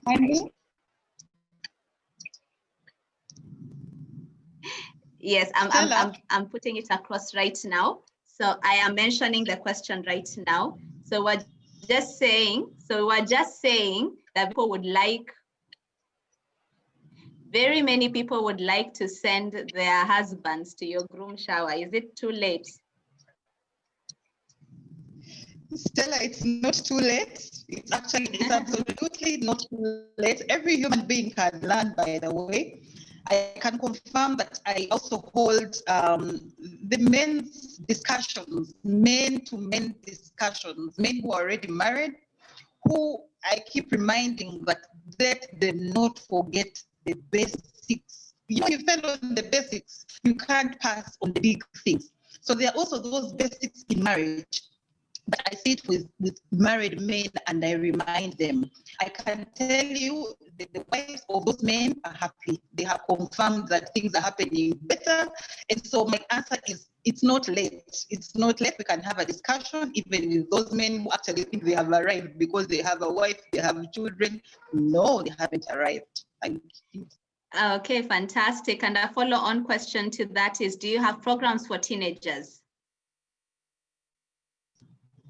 Yes, I have programs for the teenagers. Usually I handle the teenagers in their different schools. I'm invited by the schools, the primary schools, the secondary schools, and the universities. But we can hold programs in whatever environment one can have. But majorly, we actually hold programs in schools, primary schools, secondary schools, and universities. Fantastic. Thank you so much. Before we just move on from that aspect, there's a question from Justine. When do you start teaching the boys house chores? Is it too late to start at any age?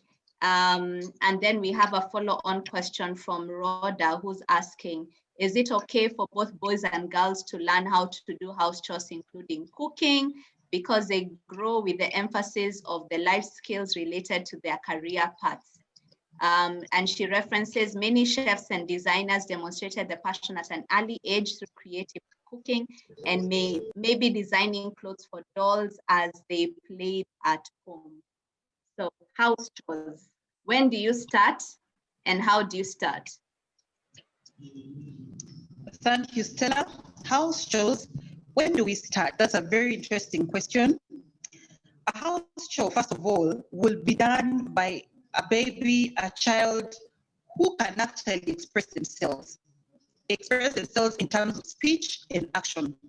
We are talking about a child as, you know, old or young as 1 year old. 1 year old, a baby boy can actually move, can walk. How do we start the chores?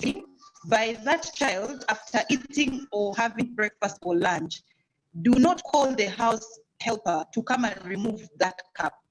The first house chore is teaching that child to pick the cup after a meal and go and place that cup in the sink.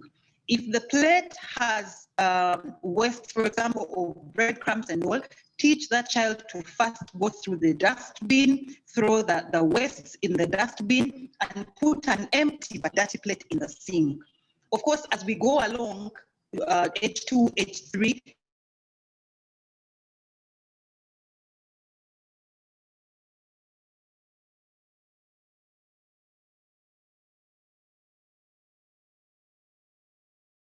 cup to the sink. The other question I think was about, is it okay to teach the boys and girls about the house chores? Yes, it is. The grooming is very important.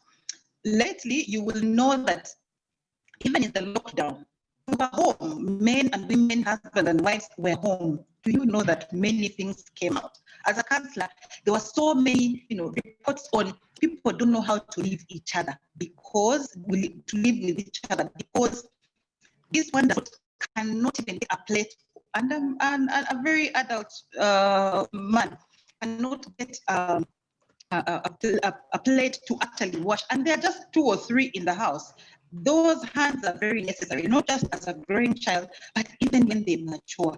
Out of this country, where people do not have good access to house helps, it's a busy world. If I'm not working, he is working. If I come back in the morning, he's not in, I should find at least support of a meal.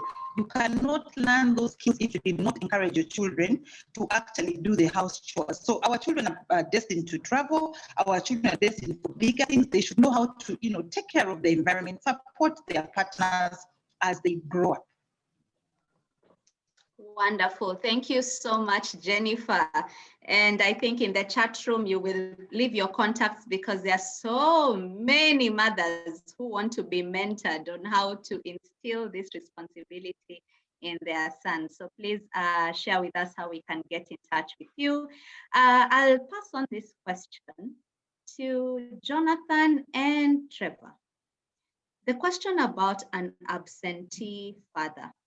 We have so many single ladies on the call who are asking, but what do you do when both the father and his clan have abandoned you? Is it okay to raise them your way? Sometimes the separation is so bad, and the truth is the father is in a bad state, and you sense that that interaction with their father is not going to be appropriate or even beneficial. So what do you do in that case? Another question in the same vein came in. And because it's a sensitive question, I will not mention the names.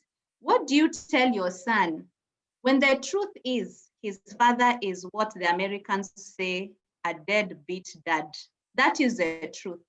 He's good for nothing. And Jonathan said, do not say anything bad about his father. So what do you do? And then the last question in the same vein, there are so many single mothers who are married. What do I mean? The dad is not present in the person's life, yet they live under the same roof. What do you do? They are married, but they are raising these children alone. So I'll start off with Jonathan.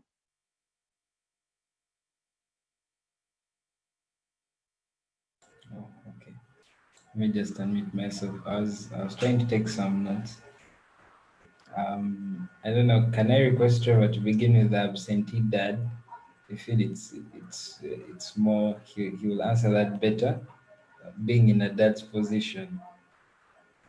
That's I think it's a choice, but like I had earlier mentioned, not that I have all the solutions. Possibly Jonathan has more experience than I do, considering the people he's engaged and that he's directly in that space. But who is? I'll make it simple. What's a father? I mean, we have so many who are biologically, yes, everybody can be a dad, you can father a child, but I mean, what's a real father like?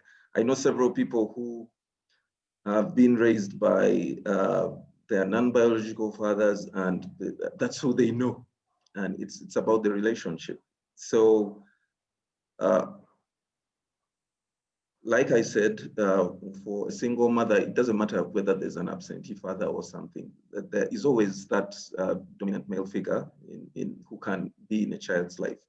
Earlier on in my son's life, when he was much younger, when he was a baby growing up between the ages of 1 and 5 years old, I used to work up country a lot. So meaning I was more of a weekend dad.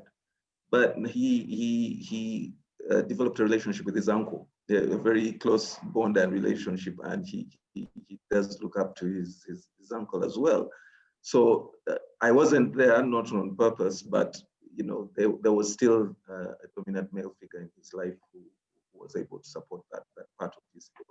So I think there's always a solution. There's always that other person who might not be the biological father, but they can be that person. That's from me. Thank you.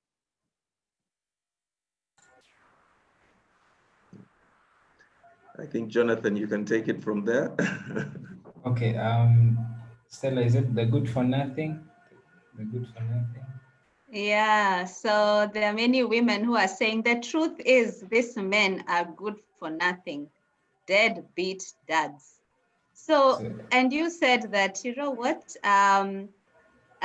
get them a father figure, but then they are not the best people to actually raise these children. So what do you do in that case? Oh, she meant those in the family, right?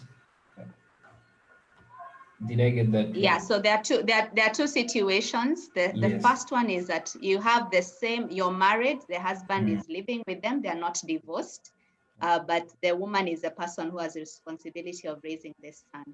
Then the second scenario is they're not in their lives completely and entirely.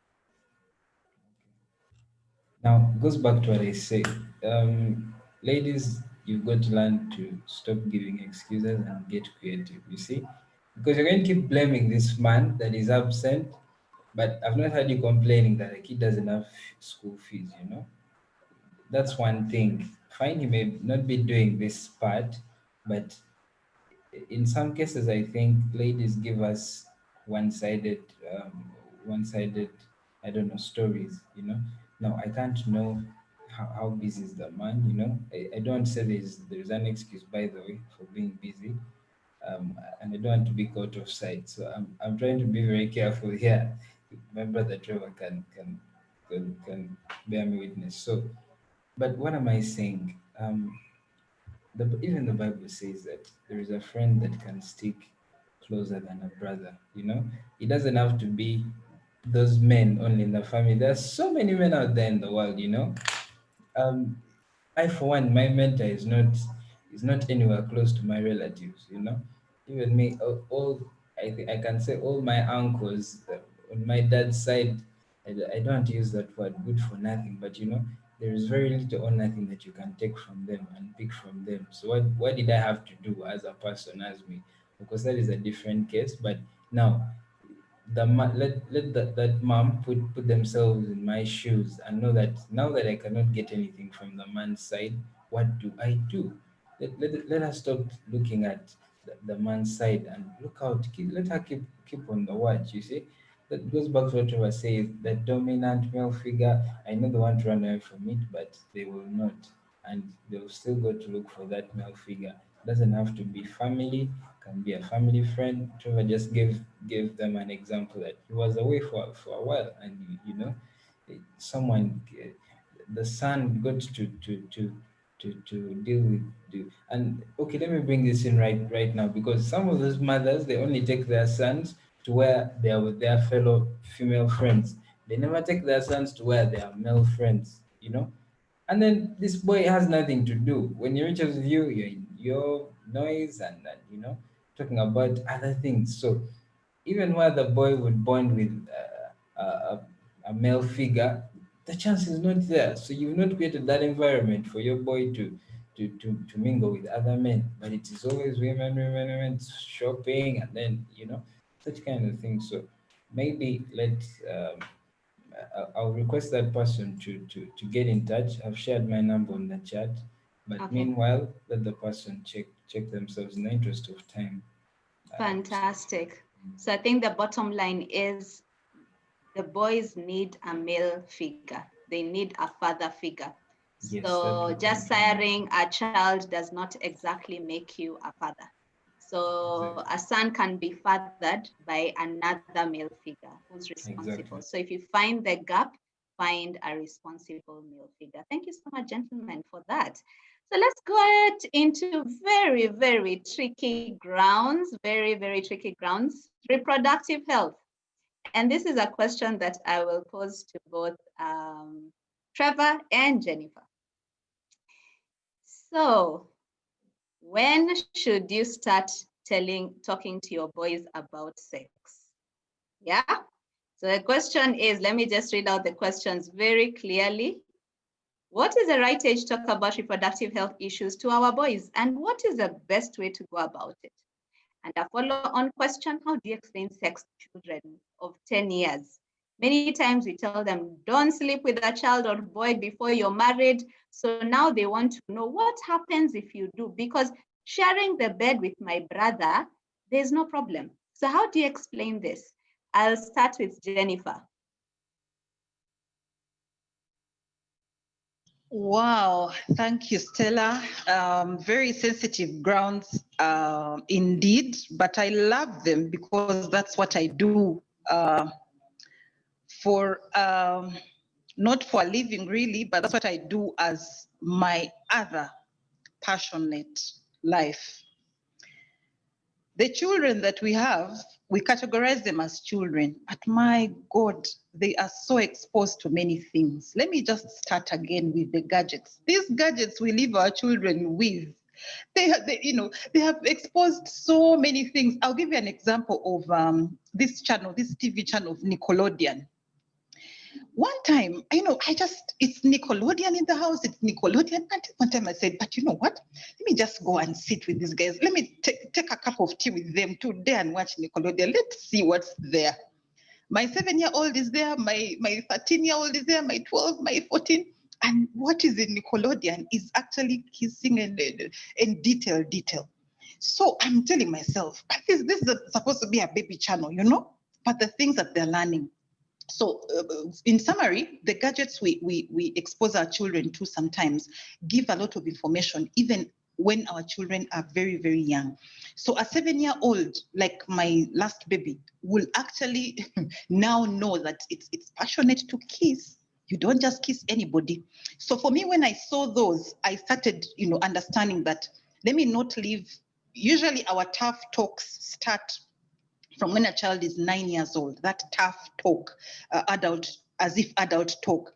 But I realized even at 7 years or 6 years, once they are in front of a television, and they have those scenarios, and they have a phone and a laptop that can show a little bit of those, slowly introduce, the baby talks of, somehow in this world, it is mommy and daddy who actually have gone to church and they've got married. What does marriage mean? Basically, when you see mommy and daddy hugging passionately and daddy giving a peck to mommy, that is okay.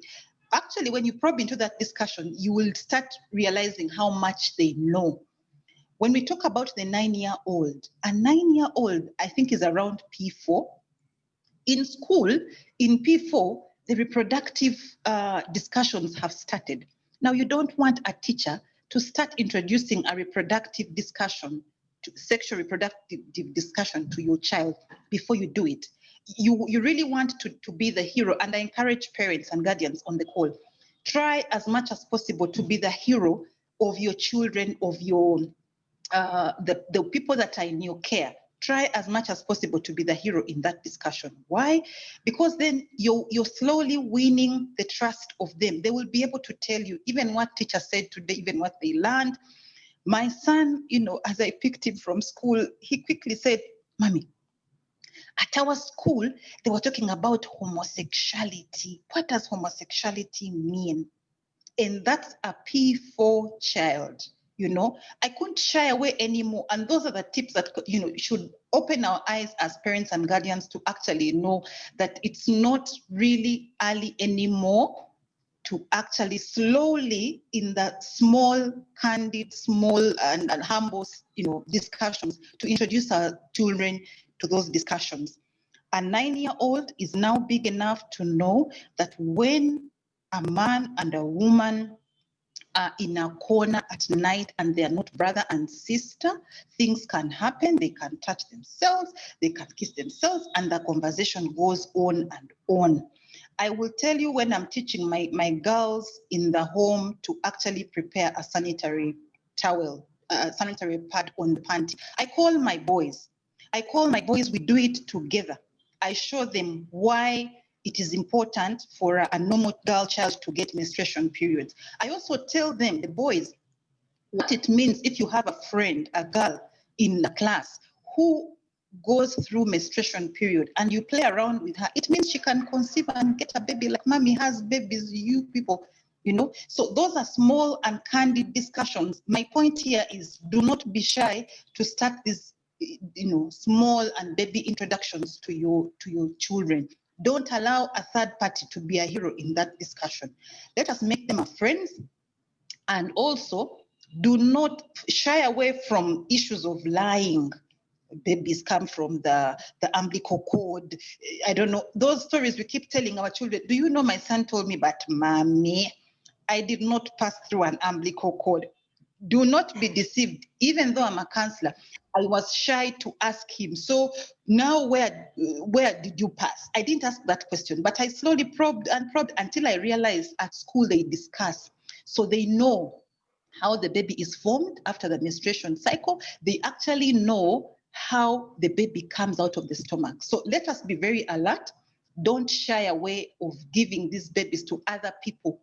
Like teachers are okay, but the teacher should be an additional information giver, but you must be the primary information giver. I hope I've tried to strategically respond to that sensitive question.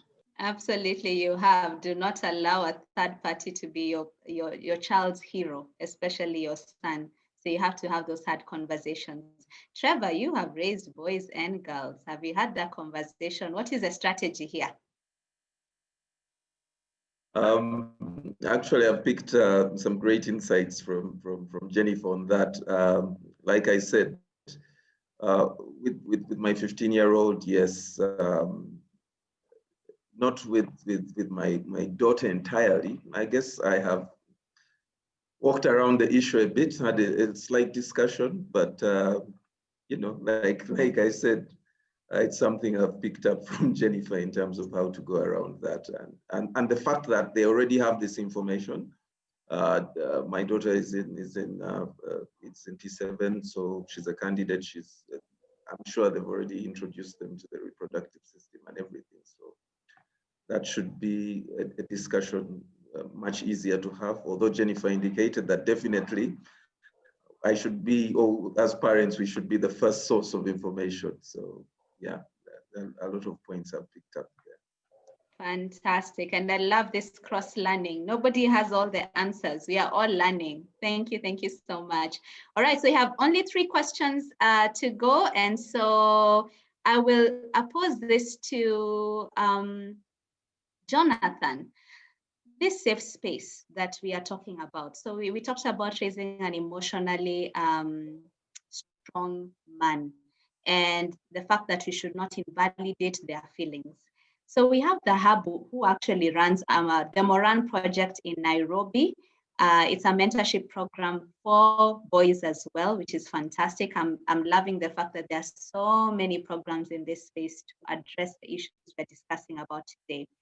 But the question is, how do you create a safe space for the teens to share their emotions, to feel safe? And a follow-on question from Daniel is, many times men open up when they feel that they're not going to be judged. And so as a parent, how are you supposed to create that kind of environment so that your son comes to you and shares from the bottom of their hearts? Jonathan. Yes, thank you, Stella. Great questions over here. Now, 2 things: safe space and giving an environment where your son can be emotionally with you, you know, and knows that I can confide in mom, I can confide in dad. Truth of the matter is, when it comes to emotion, it's normally boy to mom, you know, because there's that feeling that no, I don't. What is that gonna say? What's he going to say? Sorry for 1 minute, and he'll go about his business. You know, you tell him at 6 in the morning, and by 6:30 drives away. But mom is around probably up to 8. You know, so there are lots of dynamics. I will say, I must say, and it's a tough one. I have seen it go way tough for parents because they don't know how to go about it. But why? It's because we try to force emotions at a late stage. When when when when you find your 15-year-old is already seeking emotion, I mean, seeking to give emotions to a fellow 15-year-old boy. I don't know, you understand what I'm talking about, you know? Your 15-year-old daughter or son is cannot give you the emotion, but they'll feel they can better give it to someone miles away on WhatsApp or on Facebook, you know. So what does it? It's a lesson to parents, by the way, that you need to be emotionally with your kids always and always and always. I don't know. Have you've seen this funny thing of when they put the duration of a call, mom to son 10 hours, then dad to son 17 seconds, but that's not how it should be. And I think fathers and mothers, you've got to insist on certain things, and you're like, no, I know you're not fine. Some in some cases insist and say, no, I feel you're not fine. What's bothering you? And when you go deeper, you find that there is something actually wrong that you wouldn't have done when you insisted. So I think mothers and fathers need to spare time and go away from home sometimes, and try to create an environment that is away from the normal. Because when your son feels that you're in a normal environment, he may not open up. I tell you for sure. Some of the things we cannot tell boys, I was sharing you that why we go on some trips, why we go for boot camps, is because if you just say, boys suffering with pornography, we are meeting at City Square by noon. You see, you'll have no one to turn up. But I can tell you, even in these programs we talk about what you're saying, it is when mommy and daddy are in their room, it is their time. You do not have to enter their room. You do not enter daddy's room when you've not knocked. You see, mom and daddy are married, they're having their affairs in their bedroom. So those are the kind of things, and you need to create that environment to speak about certain topics. The challenge is we always want to have a specific time. There is no perfect time to talk about issues. Get time randomly, dropping kids to school and say, okay, guys, I heard you're learning about the reproductive system. So, you know that what, tell your son, first we are straightforward in the boys mentorship program and say, no, it is not a kasusu, it is not a thing, it's a penis. And you see, tell him that your penis, well, you need to clean it. And the same is told to girls, but we have a challenge that you mothers keep telling our sons that thing, a gun, I don't know, keep giving them all sorts of names and running away from the truth. So and then saving space for the teen to express goes back to the environment I'm saying. But there is number one, environment. Number two, there is no perfect time. Always be spot on and try to always create an environment that your kids love and they love being around you. So once you hit that spot on, the rest will be very easy to deal with. Yeah. Amazing, Jonathan. There's no perfect time, and let's not cut around the issue. Let's tell it as it is. Oh, I'm telling you, very many comments coming in. People are saying, even anonymously, they're like, they hear you, but then they're wondering, oh my goodness, where do I start? Because even for me, I had to learn on my own. So worry not. That is why this conversation is just a starting conversation. We'll carry on with that conversation on all our platforms. And please follow this panelist. They'll be able to guide you on how you can be able to go about such issues. The last question to Trevor. In today's society, we have this mentality that in marriage, the man goes to work and pays the bills, and the woman stays at home to clean and take care of the children. How can we steer this ideology away from our boys and ensure to them that they should be equal, because times have changed? And do you think that's the same problems that we find in the workplaces where men do not acknowledge women as their peers, and men who marry women and actually demand that they stop working because they will provide for the family? So it's a mindset issue. How do we go about that, Trevor? This is from David. Thank you, David, for joining us. This is from David. Well,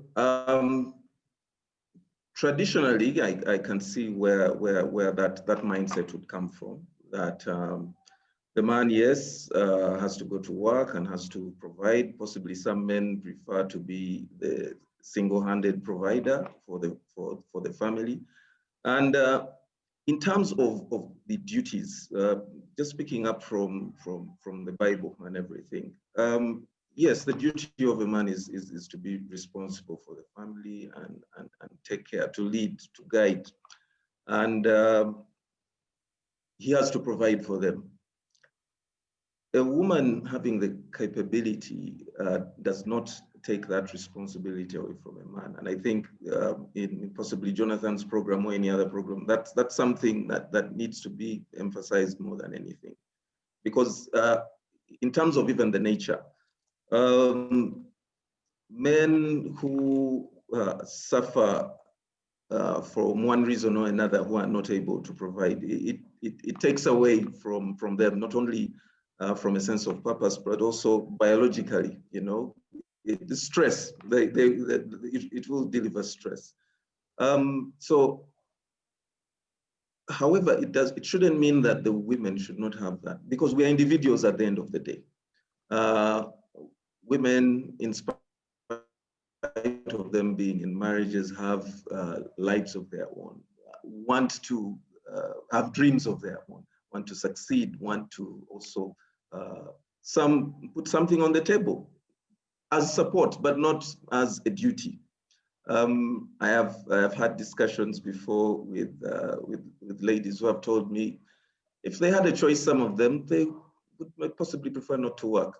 Possibly, they would prefer it that way. And possibly by nature, they would prefer to be cared for, to be fathered, if I could call it that. So, but the world is changing today. Women have found several purposes, and they also want to add to their communities, to add value. And you cannot, when you have certain dreams, let's say you want to be philanthropic, yes, a man could possibly manage to cater for his family, but to cater for possibly his wife's philanthropic needs will be something totally different. So we need to change that mindset. We can work together. If a woman would like to support, she can, but ultimately, and I think Jonathan teaches this in their program, and that's why they have financial literacy for boys at such a young age to become CEOs, so that they're able to provide, if they so fit, decide to get married, or at least take care of themselves. And women equally, some women are not married and might, and if they are not married, then how would they live? They do have to find sustenance for themselves and not have to depend on somebody else to sustain them. So the dynamics have changed entirely within the world that we are in, but it does not take away from the responsibility of the man. Should a woman decide to get married, yes, it shouldn't mean that she should not work because she's married, or they need to have that agreement with her spouse. But as well, what happens if the man who provides, God forbid, were not to be there anymore? Then what happens? Would it be anarchy? Or would the woman pick up from there and, and manage whatever estates or whatever is left over, either hers or the husband's or both? But even to manage an estate, you have to have certain skills, and these skills you can get in running your own personal business, or running or being the CEO of an organization. They usually tell us that we have ways that in your organization you have certain qualities. You lead people, you know how to mentor, you know how to coach, but in your family, you become a totally different person. Possibly you manage a big corporation, finances there, but your personal finances aren't adding up, So it's about, cross-cutting the skills that you attain. And even in the workplace now, I think depending on certain organizations, I think in the private sector, it isn't a surprise to find women CEOs or bosses. It's happening, they're growing. We now have Kamala Harris, the first Black vice president of America. 4 years ago, if they hadn't underestimated Trump, possibly would have had the first female president in Hillary Clinton. Unfortunately, Trump was underestimated. This time they didn't make the same mistake. So it's where we are going, it's the future. We have to accept the working woman. Long ago, as I said earlier, in the World War, the moment the men went to fight, the women started working. And I think in terms of leadership, in terms of positions in government, it's just, it's the narrative. On the board table, it's coming up. We're having more women on the board tables now. So it's just something to be adapted and to accept and to pick the positives from. That's my point. Thank you. Fantastic. Thank you. Thank you so much. The future is now. The future has happened. Ladies and gentlemen, we have come to the end of this fireside chat. This is a conversation we cannot have in 2 hours. You will agree with me, but we have started it. So follow us on our social media pages and get to know exactly what we are doing. Please follow the panelists as well. Trevor, Jonathan with the Boys Mentorship Program, Jennifer, who has groom showers. Many women are sending their husbands there, their sons there as well. And we'll be happy to connect with you. Dorothy, please give us your parting shots and finish this session for us. Thank you so much, everybody, for coming on board. And this session is going to be live on YouTube. May God bless you and make you a blessing. You can also choose to mentor with us at Girls for Girls, where we empower women to lead. And Patricia is going to be running the link in the chat room. God bless you. Okay, thank you so much, Stella, for going through those questions very well. They've been very, very insightful, and I believe we have learned a lot from this session. I've personally learned a lot, taken so many notes, and we will continue this conversation. It cannot end now, but it's a lifetime. So thank you, Trevor, Jonathan, Jennifer, Stella. For me, I have learned so much, and now I know, as many people in this forum know, I believe that we have to be very, very intentional about how we raise all our children, especially in this day and age. So we will continue to do that, and we will be in touch. I know, Jonathan, we spoke. I have been hesitating about, not hesitating, but wondering whether it's the right time to send my boys. I'm thinking they're not old enough. I know there was an advert about militaristic boot camp. I showed it to them. They freaked out. They're like, Mommy, no, we're going to suffer. You cannot send us to that program. But I think it's important for all of us parents to raise our children equally. I love especially David, who said that everyone is, and Jonathan alluded to it, we're raising human beings and we should not really focus on gender.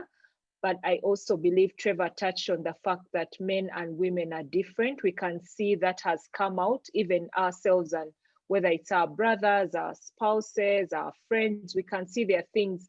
I will definitely not cry over a soccer match. I think that's not a good use of my tears. But when it's a movie, I can shed a bucket full of tears. So I think we are different the way God created us. And it's important to embrace those differences. But the things that are important to all of us to be holistic human beings, we need to nurture those things, whether it's a boy or a girl.